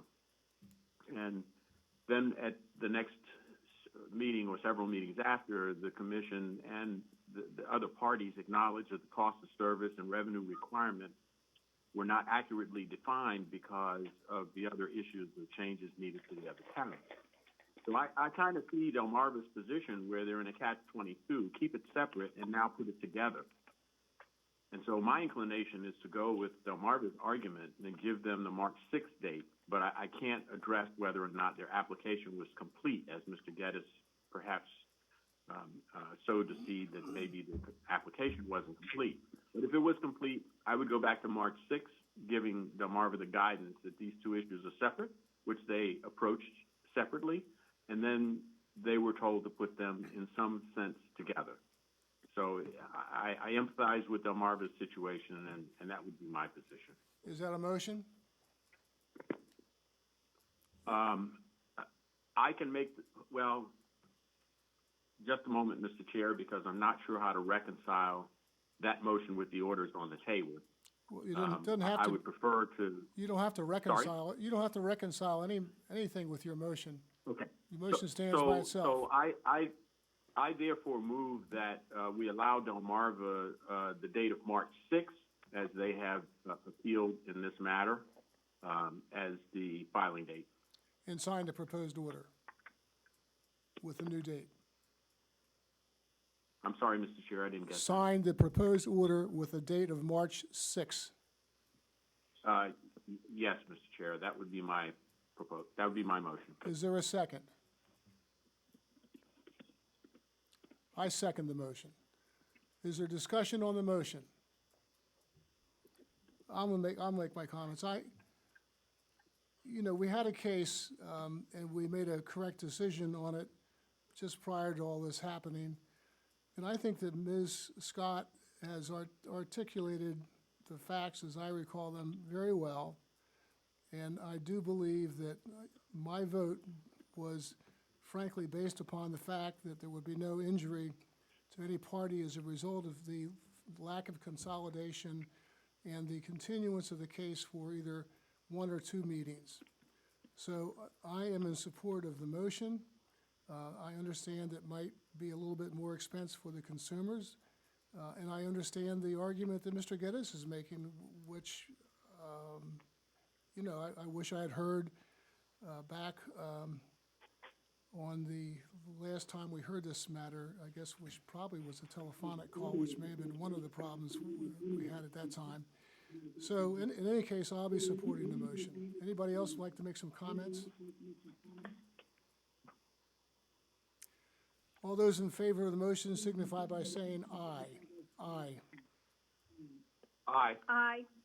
Aye. Was anybody opposed to the motion? Anybody abstention? The motion carries. Thank you very much, everyone. Thank you, Commissioners. Okay, what item are we on next? Number 5, I guess, or I'm sorry.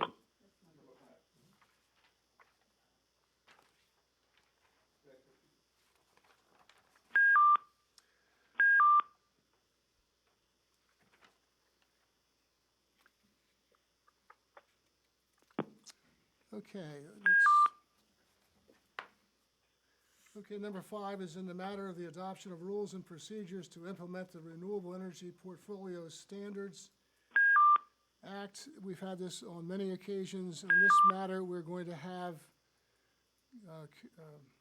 Mr. O'Brien, who is Commission Counsel, review the order. There's not going to be any argument with respect to the underlying issues. This is just for the approval of the language of the order. Mr. O'Brien. Thank you, Chairman Winslow and Commissioners. Just a quick clarification. I'm actually staff counsel in this matter. Mr. Walsh is Commission Counsel because of his participation in the Superior Court appeal that DENREC made earlier about this regulation. And so I've been designated staff counsel, but I've also been assigned drafting the order, circulating it, and presenting it to the Commission. Thank you, Chair Winslow. What you have before you is proposed order number 9578. It purports to memorialize the votes from both February 19th and March 18th. If you recall, on February 19th, the Commission voted to declare a freeze of the RPS obligation for Delmarva Power, and they set the effective date of that freeze on June 1st. As you recall, you were adopting the recommendation of a participant in this matter, Mr. Gary Myers, and you adopted his recommendation with one modification, that being that the freeze would take place at the 29 REPSA levels rather than the 2018 levels, REPSA being the Renewable Energy Portfolio Standards Act. Then 5 days after that vote, and before any written order was signed, the Superior Court came out with its decision in the case where DENREC had filed its complaint against the PSC, and they did dismiss that complaint. So then when we next met on March 18th, based in part on the dismissal of that complaint and the fact that DENREC had declined earlier to consult on the cost calculations for the declaration of the freeze, since they had relied in part on the ongoing nature of that Superior Court case.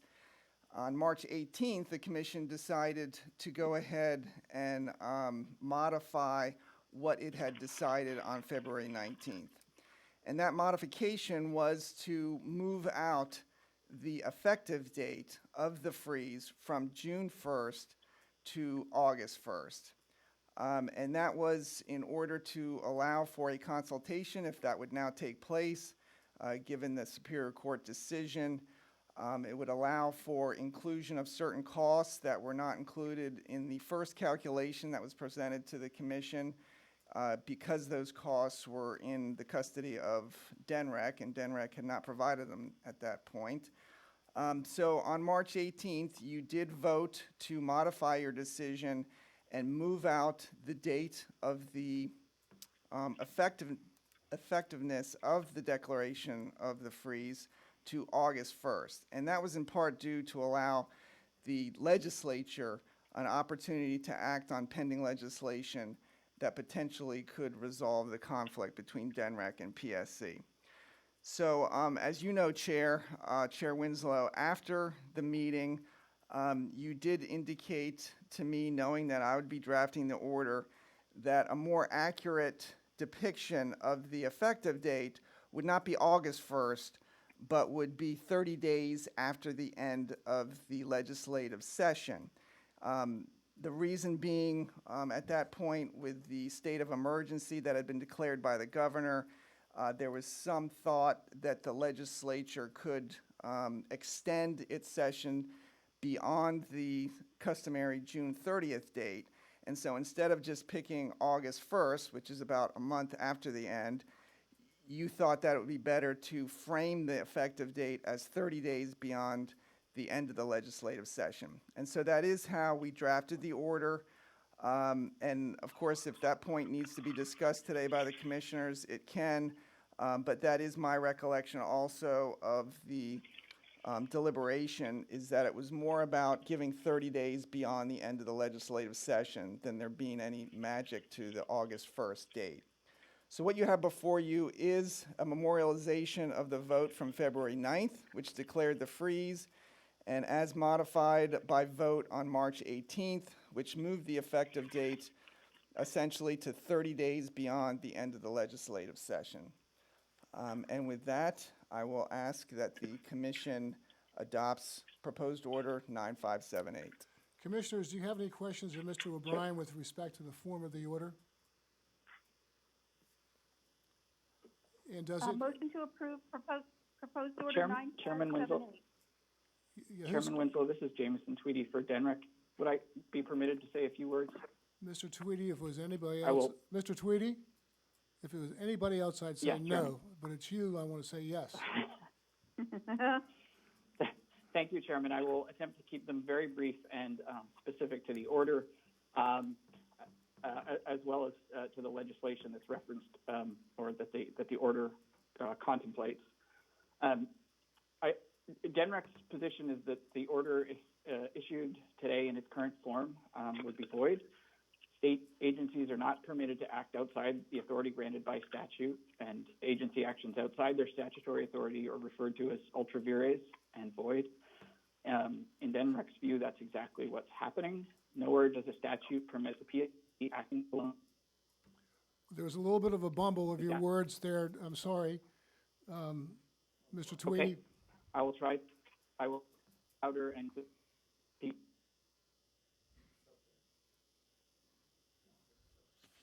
Are you on a cell phone?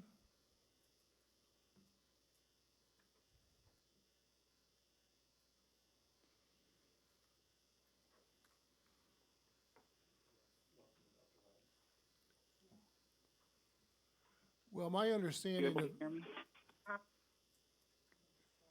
you want to try again? We understand that. I'm happy to. We didn't hear after you indicated that your position was that this order would be void ab initio inasmuch as it's a ultra-virus move on the Public Service Commission's part. That's the basic argument that I heard. Is there anything further? Yes. Can you hear me okay? Yes, sir. Great. Sorry about that. I apologize if it's on my end. Just if you would, Mr. Tweedy, will you pretend like you're from Virginia? I went to law school in Virginia, so I will do my best. Oh, great. That's good. The statute states that the state energy coordinator, which is DENREC, in consultation with the commission may freeze. So a freeze by the commission alone would be ultra vires. If the commission issues this order, DENREC is likely to challenge it again in court. And in the last case, before Judge Wharton, the commission and the public advocate successfully asserted a defense of agency standing based on the definition of the meaning of the term person. This prevented that case from reaching the merits of statutory interpretation. Once again, you're not coming through.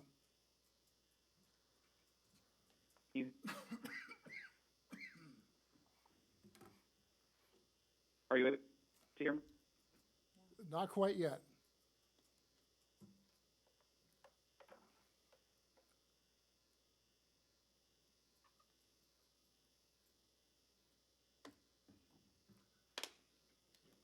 Chairman, are you able to hear me? Mr. Tweedy, do you have a written document? Chairman, are you able to? Yes, I hear you now. I can certainly put this in a written document, yes. That I have it in a written document that I can provide. Okay, that would be good. I'm not sure where I cut off, but the defense that was available in the prior case would not be applicable here because we would be challenging an order, not regulations, and DENREC would pursue that challenge in court. Second, I wanted to, the order includes a provision at paragraph 3 that if DENREC agrees to consult with the commission and such consultation leads to a contrary determination, the commission may revisit the findings of this order. DENREC has not and does not expect to participate in such a consultation because the PSC has preordained only one outcome by crafting a calculation in its regulations that can have only one result. As DENREC has expressed before, the calculation is at odds with statute, and I won't belabor those reasons which I've given before. Have you provided staff with your calculations with respect to the statute? No, Your Honor. How can we consult with you if we don't know what the issues are between what your calculation is and our calculation is? Respectfully, Chairman, DENREC provided its position on how the calculation should be structured numerous times throughout the rulemaking procedure, and it was rejected with the Commission instead adopting positions stated by the public advocate, Mr. Myers, and the Cesar Rodney Institute. But unlike DENREC, none of those have a specific statutory role in REPSA. Instead, the statute contemplates that the Commission and DENREC consult, yet DENREC's input on those regulations was consistently rejected.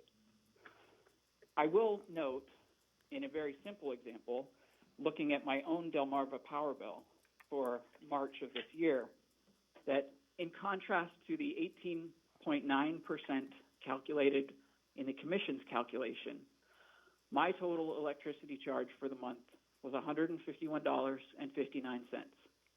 The Green Energy Fund and the wind and solar component are each itemized on my bill and total 38 cents and $4.07 respectively. Together, that totals $4.45, and as a simple matter of division, $4.45 divided by $151.59, that represented a mere 2.94% of my March electricity bill. And anyone is welcome to review their own Delmarva electricity bills.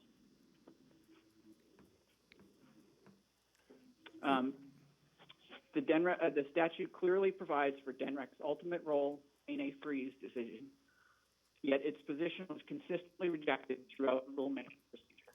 And DENREC is not interested in a consultation with the Commission where the result changed by the Commission. I would also note that today, the Delaware Senate issued a press release which unveiled the legislation that Senator McDowell will pursue to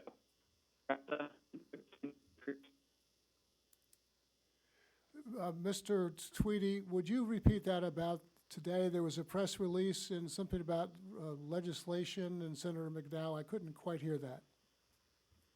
Yes, Your Honor. Today, the Delaware Senate issued a press release regarding the legislation that Senator McDowell will pursue to extend REPSA to 40% by 2035. That included a draft of the bill that he intends to pursue, and that legislation, if enacted, would resolve the disputes between DENREC and the PSC. Finally, I would just note that today is Earth Day, a day celebrated both in the U.S. and around the world in support of environmental protection. Yet on this Earth Day, the Commission is apparently going to issue an order over the continued objection of the state's environmental agency, undermining the state's renewable energy policy and undermining one of the most powerful policy tools the state has for confronting climate change and potentially jeopardizing the state's solar energy industry for years to come. And with that, I will conclude. Thank you. Mr. Tweedy, thank you so much for your remarks. I appreciate them, believe it or not. And of course, I think that before you started in this gallant war with the Public Service Commission, that I sat in the same chair and led this commission to some decisions which basically gave DENREC everything that they wanted to have, everything that they wanted to have. And then it was appealed by the DPA because they thought that I had made some legal errors. And of course, as you know, the Superior Court agreed that I'd made, or this commission made, some legal errors. Fortunately, that's one of the only reversals we've had in the 15 years I've been here. but it was significant. Then we came back and we heard from all the parties, and we made some different decisions based upon the arguments made before us. And some of those decisions were against DENREC, and I fully appreciate the fact that they did not like those decisions and that they wanted to appeal them and have a judge make a final decision. So we don't want litigation. We want friendly relations. We want the environment to be great. But we have to make decisions, and the only way we can make decisions is if we hear from all the parties, including DENREC, and make the best possible decision we can make. So now all I perceive us as doing is basically kicking the can down the road until 30 days after legislative session, and then we'll take some additional action. And hopefully what will happen is we're all praying for, especially I think all the commissioners, is for the legislature who created the legislative language in the first place, which has caused us so much angst over several years, will then pass the legislation in some form close to what it's introduced to by Senator McDowell, and this whole matter will be behind us. But from my perspective, the important thing is that each agency understand and appreciate that we're all doing what we believe is in our agency's best interest. There's no agenda. We're not anti-environment. We're not pro anything, so to speak. We try to make our decisions based upon our best judgment with respect to what the law is. And as I said before, and I won't go on any longer, I sincerely appreciate your articulating your agency's position. You're welcome, and your other people are welcome every time we have a meeting. We'd love to hear from you. And we are praying that two things. The most important thing we're praying for is that the coronavirus goes away, like Trump says it's going to go away, but unfortunately I can't rely too much on the president. And then secondly, we pray that there's going to be legislation that passes with respect to this matter, and it clears the whole thing up. And third, if the legislature doesn't pass the legislation for some reason, we certainly welcome you to appeal whatever decision we make, and so we would love to have a decision by the Superior Court on the merits. Tell us where we're right, tell us where we're wrong, so we can go forward. I apologize for my long-winded response. It's just been a frustration, I think, for this commission and probably both agencies, and we sort of feel like we don't have control over this whole situation, and we're looking forward. It's like the virus. We have no control over that. We're stuck in our houses, but hopefully the legislature will save us. Commissioners, anybody else want to make any comments? Okay, this matter is only on the calendar for purposes of the form of order. Does anybody, obviously other people have objections to the substance of the order, but does anybody have any objection to the form of the order? Commissioners, can we have a motion to approve the order? So moved. Drexler. I second it, Caria. Any discussion on the motion? Hearing none, all those in favor signify by saying aye. Aye. Aye. Aye. Are there any opposed? Any abstentions? The motion carries. Thank you, Mr. Tweedy, and thank you, Mr. O'Brien. Thank you, Commission. Number 6, in the matter of the application of Chesapeake Utilities Corporation for approval of its environmental rider rate. Proposed order number 9582. Ms. Orr, are you there? Yes, thank you, Chair Winslow and Commissioners. Lindsay Orr on behalf of Chesapeake Utilities. You have in front of you today order number 9582, which memorializes your decision at the April 1st meeting to approve Chesapeake's environmental rider rate, which went into effect December 1st, 2019, subject to refund. Chesapeake thanks staff for preparing the proposed order and allowing Chesapeake the opportunity to comment. Chesapeake's comments have been incorporated in the form of order in front of you today, and therefore Chesapeake respectfully requests the Commission approve Order Number 9582. Thank you. Thank you, ma'am. Mr. Walsh?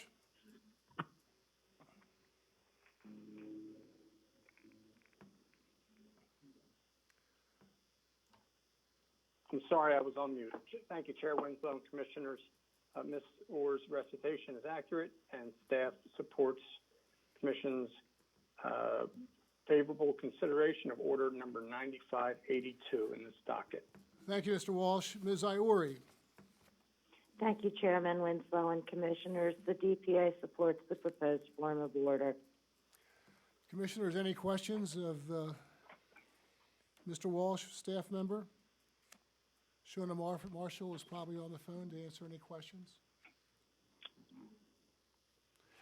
May we have a motion with respect to 9582? Commissioner Gray. Adopt proposed order 82. Commissioner Gray, second. Okay, Commissioner Conaway and Commissioner Gray, thank you very much. And is there any discussion on the motion? Hearing none, all in favor signify by saying aye. Aye. Aye. Aye. Aye. Any opposed? Any abstentions? The motion carries. Thank you, Ms. Orr, Mr. Walsh, Ms. Marshall, and Ms. Iori. Number 7, in the matter of the application of Suez Water Delaware, Inc. for a general increase in rates and revision to its general tariff. We're going to consider proposed order 9583. Excuse me. Do we have Ms. Schultz for Suez, or is Mr. Prettyman here on the line? I think we're both here. This is Courtney Schultz, your chairman, and Gary Prettyman is also here as well. You've got the whole team there. That's good. Please proceed. Yes. Yes. Thank you, Chairman. We are here today requesting jointly along with staff and DPA that the Commission approve our joint request to take back the case from the hearing examiner in light of the fact that the parties have reached a settlement agreement with respect to the base rate increase requested. That occurred on April 17th, and we would like to put that settlement before this Commission for an evidentiary hearing at the June 3rd meeting. In order to accomplish that task, we needed to request that the Commission take back the case so that we could get approval of a public notice to be published in requisite time before the June 3rd meeting of the new hearing. And so parties have jointly for that evidentiary hearing and would restrict the court that the proposed order before you today, number 9583, be approved. Thank you, Ms. Schultz. Mr. O'Brien. Thank you, Chair Winslow and Commissioners. Bill O'Brien on behalf of staff. Yes, staff agrees with Ms. Schultz's summary of proposed order number 9583, which would approve the joint motion that DPA and the company and staff filed, I believe just a couple of days ago. It was Monday. So yes, just to clarify one thing, the settlement agreement that we reached on April 17th was in principle. We are still in the process of memorializing all the terms and conditions, but we do expect to have a written agreement shortly. But yes, we thought this motion was necessary in order to streamline the rest of the procedural schedule, get a public notice out regarding the evidentiary hearing date that we're proposing for June 3rd directly before the Commission. So staff would also ask that the Commission adopt proposed order 9583. Thank you. Thank you, Mr. O'Brien. Ms. Iori. Thank you, Chairman Winslow and Commissioners. The public advocate obviously supports the motion. It was a joint motion, and we support the proposed form of order that would allow the parties to bring the proposed settlement before the commission on June 3rd. Thank you. Thank you, Ms. Iori. Commissioners, do you have any questions at all with respect to this matter? Would someone please make a motion? I move that proposed order number 9583 be approved as submitted. Commissioner Coffey seconds the motion. We're going to give the tie to Commissioner Correa that time as a second. Okay, that's fine. Is there any discussion on the motion? Hearing none, all in favor signify by saying aye. Aye. Aye. Aye. Aye. Are there any opposed? Any abstentions? The motion carries. Thank you, Ms. Schultz and Mr. Prettyman. Thank you. Commissioner. The hearing schedule is number one is in the matter of the application of Chesapeake Utilities Corporation for approval of a change in its gas sales service rates to be effective November 1st, 2019. Ms. Orr. Thank you, Chair Winslow and Commissioners. Lindsay Orr on behalf of Chesapeake Utilities. This is the hearing on Chesapeake's application for approval of a change in its gas sales service rates and balancing rates to be effective November 1st, 2019. The Commission should have the joint exhibit log listing 9 exhibits. It is my understanding that all parties agree that the exhibits on the exhibit log are admissible, and therefore I would like to offer those exhibits into evidence. They are admitted without objection. Thank you. The company would like to call its first and only witness, Marie Kozel, and ask that she be sworn. I'm on the line. Ms. Kozel, do you swear that the testimony you're about to give should be the truth, the whole truth, and nothing but the truth? I do. Please state your name, address, and position with Chesapeake Utilities. My name is Marie Kozel. My business address is 500 Energy Lane, Dover, Delaware, 19904, and I am a Regulatory Analyst 3 with Chesapeake Utilities Corporation. What is your assignment? My assignment in this docket was to present and discuss the calculation of Chesapeake's proposed gas sales service rates to be effective for service rendered on and after November 1st, 2019. I also participated in settlement discussions and reviewed the settlement agreement. In connection with that assignment, did you prepare and file an application for approval to implement a new rate under the company's GSR tariff provisions? Yes, I did. And in connection with that assignment, have you also prepared pre-filed testimony dated September 3rd, 2019, consisting of 29 pages of testimony together with 15 schedules? Yes. Subsequent to the filing of the application, did you then submit corrected schedules to your pre-filed testimony? Yes, I did. The schedules from the company's previous GSR filing were inadvertently included in the PDF file of my direct testimony when that was filed as part of the application on September 3rd, 2019. The correct schedules were provided to the parties on October 24th, 2019, and were also filed on Delafile. This had no impact on the calculated rate or my testimony. Do you have any additional changes or corrections that you would like to make to your direct testimony? No. Is the information set forth in the application, the schedules to the application as amended by the corrected schedules, and your pre-filed testimony true and correct as acknowledged? Yes, they are. If I were to ask you today the questions set forth in your testimony, would your answers be the same? It would.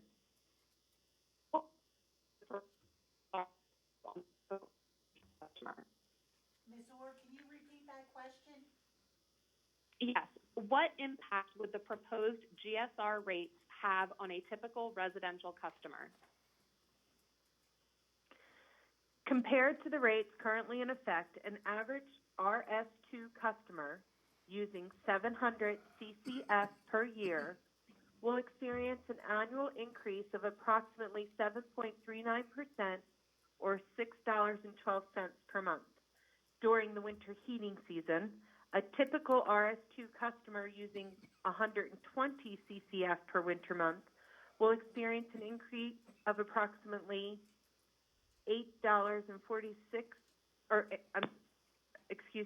approximately 8.46% or $12.60 per winter month. As part of your assignment in this docket, have you reviewed the settlement agreement entered into between the parties? Yes, I did. Do you believe that the terms of the settlement agreement, including the company's proposed rates as set forth in the company's application and as you just described, are just and reasonable and in the public interest? Yes, I do. Thank you, Ms. Kozel. I have no further questions at this time. Ms. Kozel is available for cross-examination. Thank you, Ms. Orr. Mr. Geddes? No questions. Do you want to submit? No questions. Does anybody else want to, staff or DPA, have any witnesses? Yes. This is DPA has a witness, Chairman Winslow. so the staff. Okay, well, we'll do staff first, please. Yes, I call Ms. Marshall to the stand, please. After she be sworn. Shauna here. Ms. Marshall, do you swear that the testimony you're about to give shall be the truth, the whole truth, and nothing but the truth? Yes. Thank you. Could, Ms. Marshall, could you state your full name and business address for the record, please? Yes, it's Shauna Marshall at 861 Silver Lake Boulevard, Cannon Building, Suite 100, Dover, Delaware, 19904. And by whom are you employed? The Delaware Public Service Commission. And what is your position with the commission? I am a public utility analyst. In connection with your employment with the commission, have you performed a review and investigation in this matter? Yes, I have. And as part of your duties and responsibilities, did you file testimony on January 24th of this year on behalf of the commission staff in this docket consisting of 6 pages? Yes, I did. Did you prepare the testimony by yourself? Yes, the testimony was prepared by me. And do you have any changes or modifications or corrections to your testimony as filed? No, I do not. If I were to ask you the questions set forth therein in your pre-filed testimony, would your answers be as recorded in your testimony as entered as an exhibit in this docket? Yes, they would. They would be the same, is that correct? Yes. And do you adopt your pre-filed testimony as your sworn testimony in this proceeding? Yes. Now, did staff and the DPA retain an expert in this docket? Yes, we both retain Mr. Jerome Mearswell of Exeter Associates to review the application. I'm sorry. No, it's a little delay. I apologize. Are you familiar with Mr. Mearswell's testimony, which was filed on January 24th, consisting of 8 pages? Yes, I am. Do you have any proposed changes, modifications, or corrections to that testimony? No, I do not.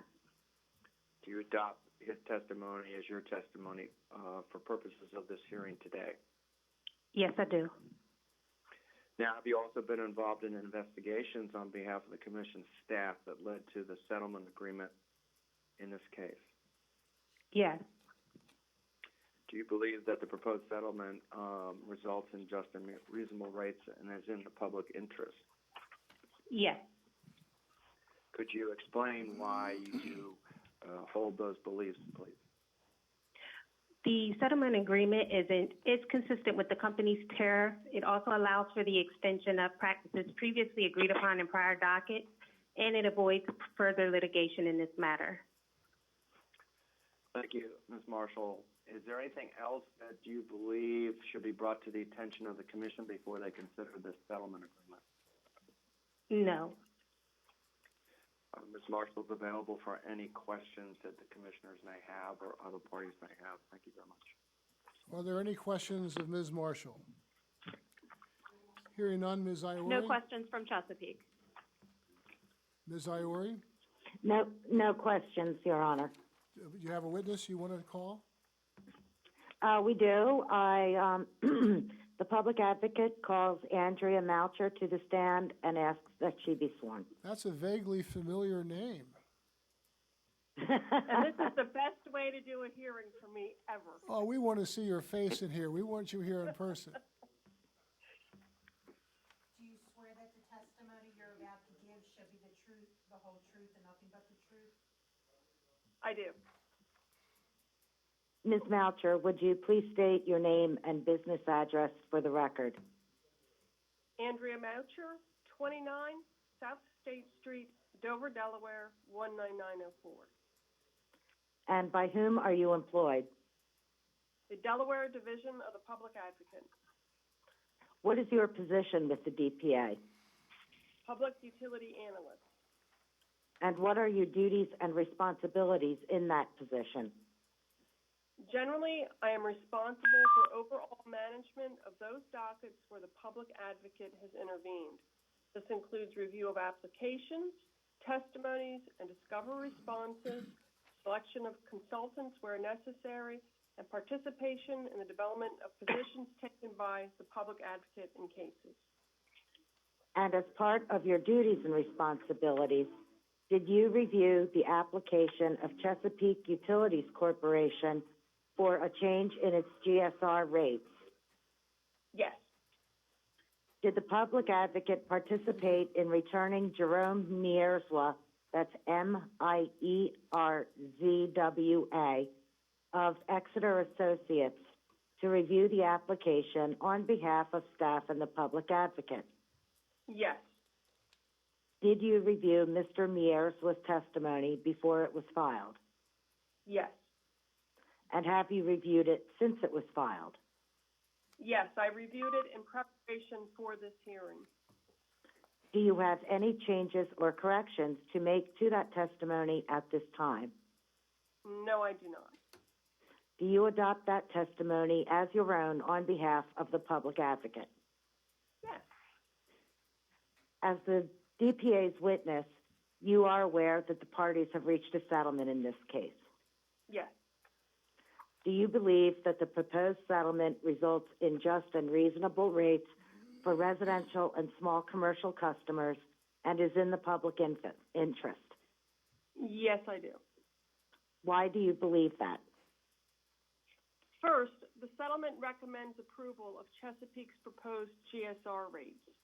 The GSR is a pass-through of the natural gas commodity costs of the company incurs to provide service to its customers. The calculations are either correct or they are not. In this case, the rates have been calculated correctly and in accordance with the company's tariff.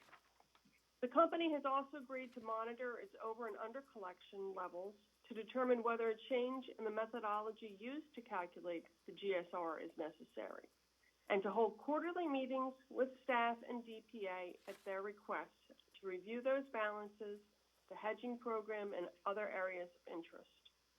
The company also agrees to continue to use its long-term supply plan to notify staff and the DPA of the need for more capacity additions, and if it does need such additions, to notify staff and DPA.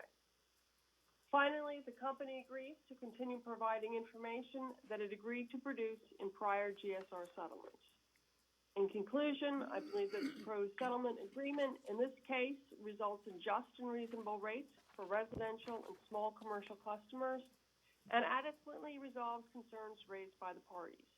Since it is unlikely that the Commission would reach a substantially different decision, additional litigation in the matter would be a waste of time, effort, and dollars that would ultimately be paid by customers. For those reasons, I urge the Commission to approve the proposed settlement agreement. Thank you. Ms. Moucher is available for cross-examination or questions by the commissioners. Are there any questions? No questions from Chesapeake.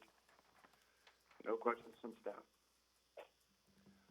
Commissioners, are Thank there any? you. And that is, I'm sorry, that concludes the public advocate's case in this matter. Thank you very much, Ms. Iori. Commissioners, any questions or maybe a motion from someone to approve this order? So Motion to moved. approve proposed order 9579. This is Drexler. Second the motion, Conaway. Is there any discussion on the motion? Hearing none, all those in favor signify by saying aye. Aye. Aye. Are there any opposed? Are there any abstentions? The motion carries. Thank you very much, everyone. Ms. Thank you. Kozul, be safe, everyone. Thank you. The number 2 is the application of Delmarva Power Light Company for approval of modifications to its gas cost rates.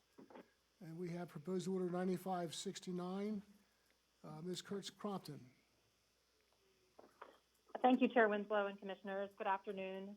This is again Dawn Kurtz-Crompton appearing on behalf of Delmarva Power in connection with its annual gas cost rate application. I'm pleased to report that the parties reached a settlement in this docket and have submitted a proposed form of settlement agreement for the Commission's review and approval as set forth in Order 9569 before you. Preliminarily, the parties have prepared and stipulate to an exhibit log and ask that all of the exhibits on this log be admitted into evidence and adopted for the record. They are admitted without objection. Thank you, Your Honor.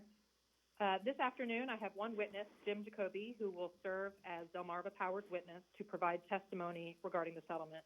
May Mr. Jacoby be sworn in? Mr. Jacoby, do you swear that the testimony you're about to give shall be the truth, the whole truth, and nothing but the truth? Yes, I do. Thank you. Can you please state your name for the record and spell your last name? James B. Jacoby, Jacoby. And by whom are you employed and in what capacity? I'm an employee of Pepco Holdings, Inc., and I'm the manager of gas supply and transportation. Mr. Jacoby, what is your business address? 630 MLK Jr. Boulevard, Wilmington, Delaware. And how long have you been employed with Pepco Holdings? Approximately 30 years, and I've been in my current position 7 years. And what are your duties and responsibilities in your current position? I'm responsible for developing and managing a reliable and cost-effective gas supply portfolio for the Delmarva gas cost rate customers. I'm also responsible for preparation of the natural gas cost forecast used in the GCR filing. Did Delmarva file an application along with public testimony with the Public Service Commission to modify its gas cost rate? Yes, the GCR application was filed on August the 26th of 2019, along with the proposed changes to take effect on or after November 1st, 2019. Were you involved in the filing of that application, Mr. Jacoby? Yes, I was, and in the preparation of the testimony. Did you review the testimony of witnesses in this application? Yes, I did. And you also stated previously that you prepared testimony to accompany the application. Is that correct? Yes, I did. Do you have any changes to your testimony or to that of the other witnesses? No, I don't. And do you therefore adopt your testimony and that of the other witnesses? Yes. Can you please tell the Commission what the primary drivers were for the modification of the GCR factors as set forth in the application? Yes, the application sought to, item 1, revise the GCR demand and commodity charges applicable to the service classifications electing MVG, LVG, and 2, to revise the volumetrically applied GCR factors applicable to the RG, RGSH, GG, GL, and non-electing MVG service classifications. Third, we also sought to approve the proposed balancing charge, pressure support fee, and transition charge adjustment charge for the period from November 2019 through October 2020, as well as to approve changes to various tariff leaf numbers to become effective November 1, 2019. And I think you've stated that the commission did allow the GCR factors to become effective? Yes, that's correct. And after the GCR factors became effective, did the parties thereafter conduct written discovery and meet further to discuss GCR-related issues? Yes, the parties conducted written discovery, including formal data requests. The parties also met on several occasions to discuss various issues, including hedging, natural gas markets, capacity, and other issues related to the acquisition of our supply for Delmarva's customers. And at some point thereafter, did the parties begin to discuss resolution and settlement of some of the contested issues raised in the application? Yes. Were you involved in the settlement discussions that took place? Yes, I was. And can you outline the specific terms of the agreement to which the parties ultimately agreed? Yes, I can summarize the conditions set forth on pages 2 through 4 on the proposed settlement agreement that's been presented to the Commission. The first item was the parties agreed to implement the rates as filed, which result in an increase. The effect on the residential space heating customer using an average of 83 CCF of natural gas during a winter month would be an increase of $5.53, or approximately 6.5% in their total bill. Customers serviced under classification GG would experience a range of increases on their bill from 2.3 to 8.7%. Customers served under classification MVG would experience a range of increases on their bill from 8.2 to 12.1%. Secondly, the parties also agreed that the application should be approved as final, subject to true-up in Delmarva's 2020-2021 GCR proceeding.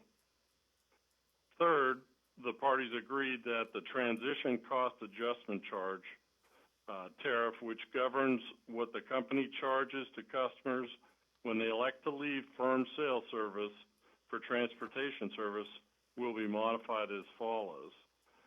The transition cost adjustment charge will be updated annually through the GCR and will be calculated based upon the upstream demand charges divided by the design day flow, divided by 365 days, which produces a daily rate for the cost of firm supply. The transition charge adjustment charge for 2019-20 is 39 cents per MCF. Secondly, under the transition cost adjustment charge, transportation customers have a new requirement to enter into 3-year firm sales service agreements, which will go into effect on April 22nd, 2020. Lastly, Delmarva agreed that until such time that the Commission issues an order rendering findings on the company's 2021-2022 GCR application for determining whether or not there's sufficient gas supply and transmission capability to permit non-core or transmission service customers to return to sales service, a reduction in the company's projected capacity of 2% or less constitutes a finding that inadequate supply is available to permit such a return to sales service. Thank you, Mr. Jacoby. Okay. And in your opinion, will this settlement provide for just and reasonable rates for customers? Yes. And in your opinion, is this settlement in the public interest? Yes. Entering in the settlement avoids the cost and use of resources associated with litigation, and also amicably resolves several issues raised by staff and DPA during the proceedings. Thank you, Mr. Jacoby. Do you have anything further to add at this time? Not at this time.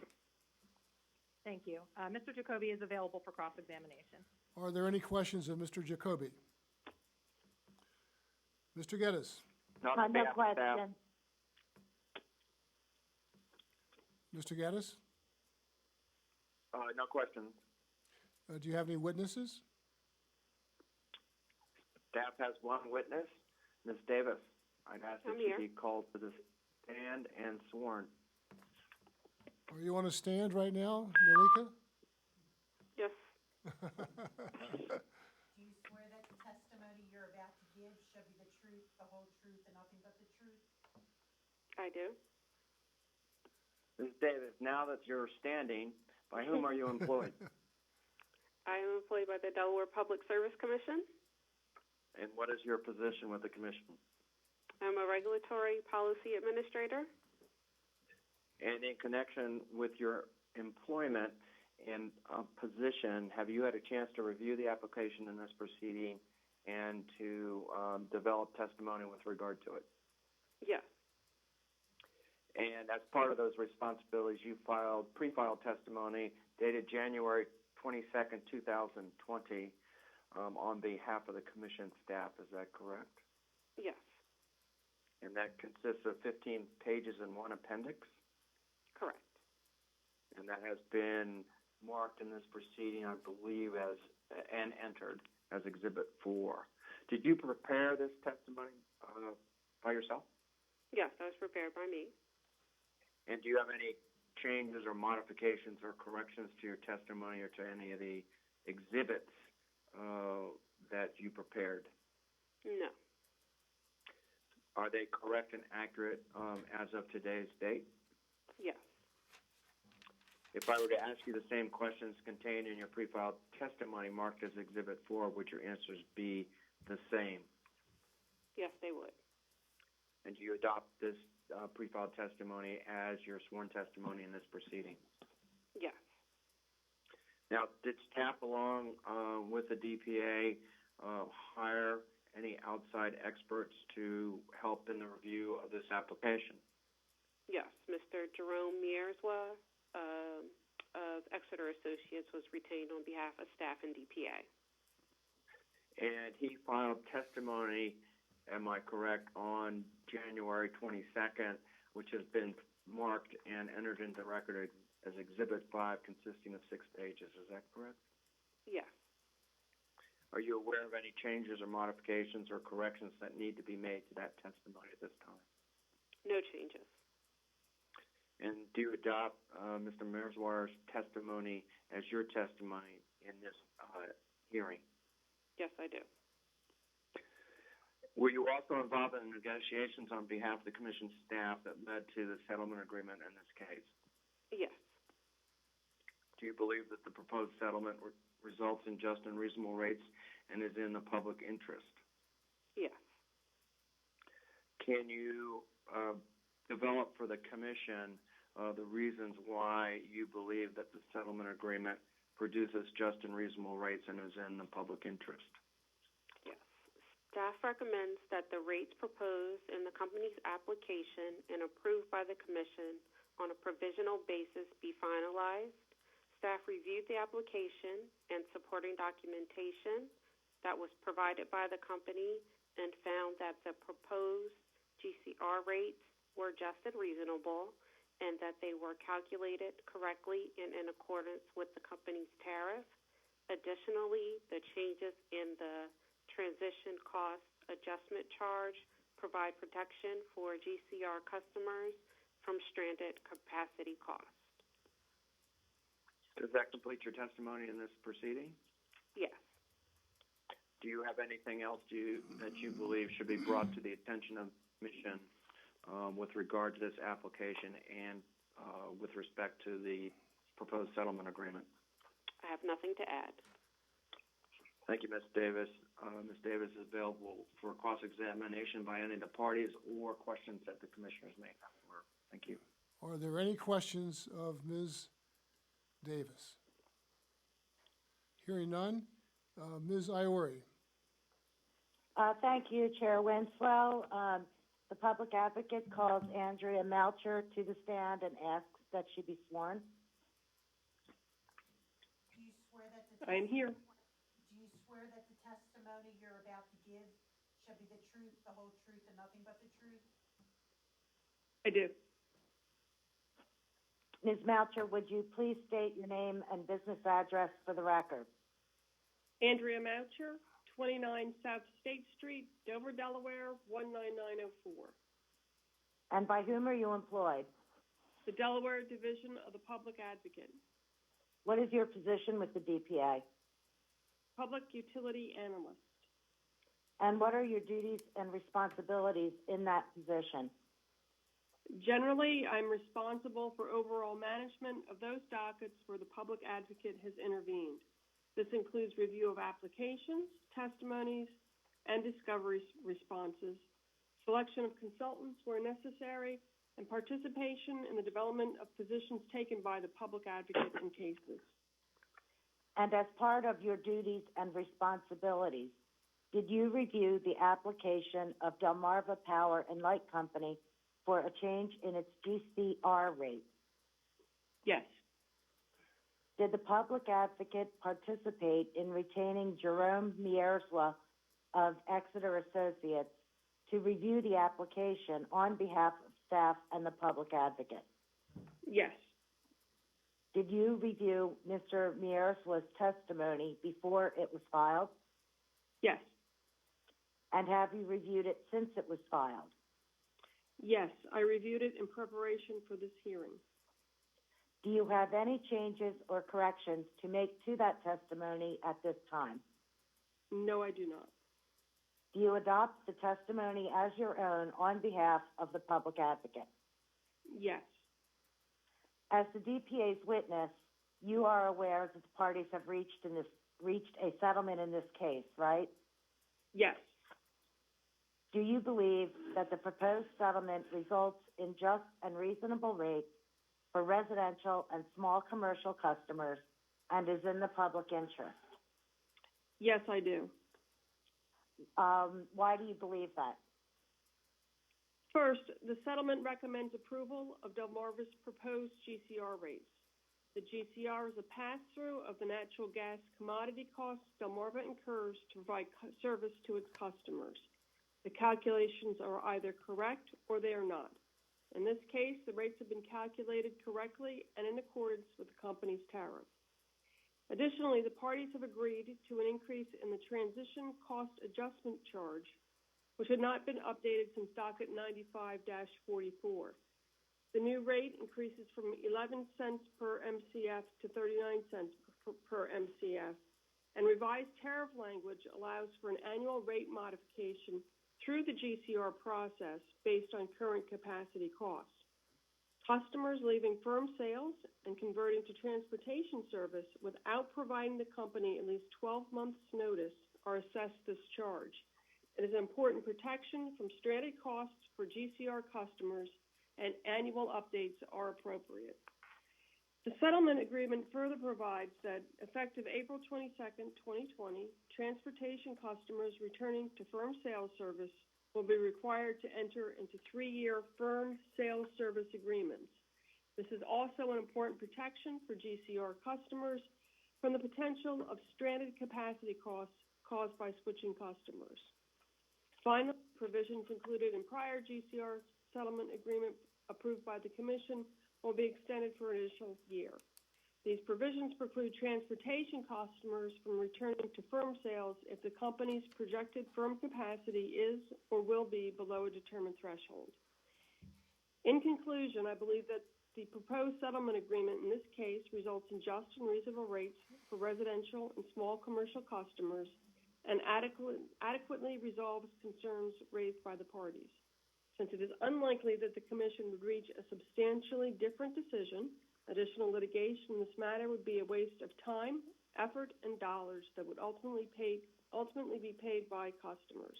For these reasons, I urge the Commission to approve the proposed settlement agreement. Thank you, Ms. Moucher. Ms. Moucher is available for cross-examination or questions from the commissioners. Thank you. Are there any questions of Ms. Moucher? Hearing none. No, I'm sorry, no questions on behalf of staff, thank you. Okay. Commissioners, apparently have no questions. Would someone please make a motion with respect to proposed order number 9569, approving the proposed settlement agreement? I move that the order be adopted as submitted. Commissioner Gray. Second, Commissioner Drexler. Is there any discussion with respect to the motion? Hearing none, all those in favor signify by saying aye. Aye. Aye. Aye. Are there any opposed? Any abstentions?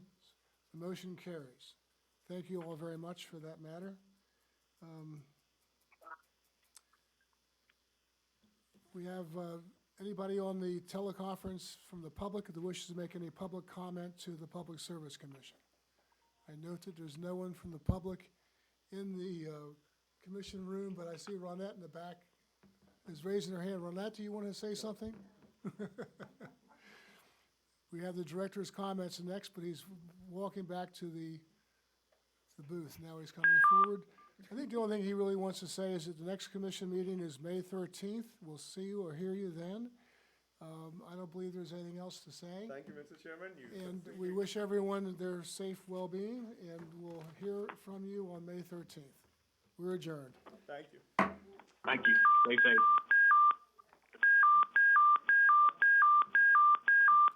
Sounds like the fire company's on the way. Well, thank you very much for today. Thank you. It's a long one. I mean, it's work today.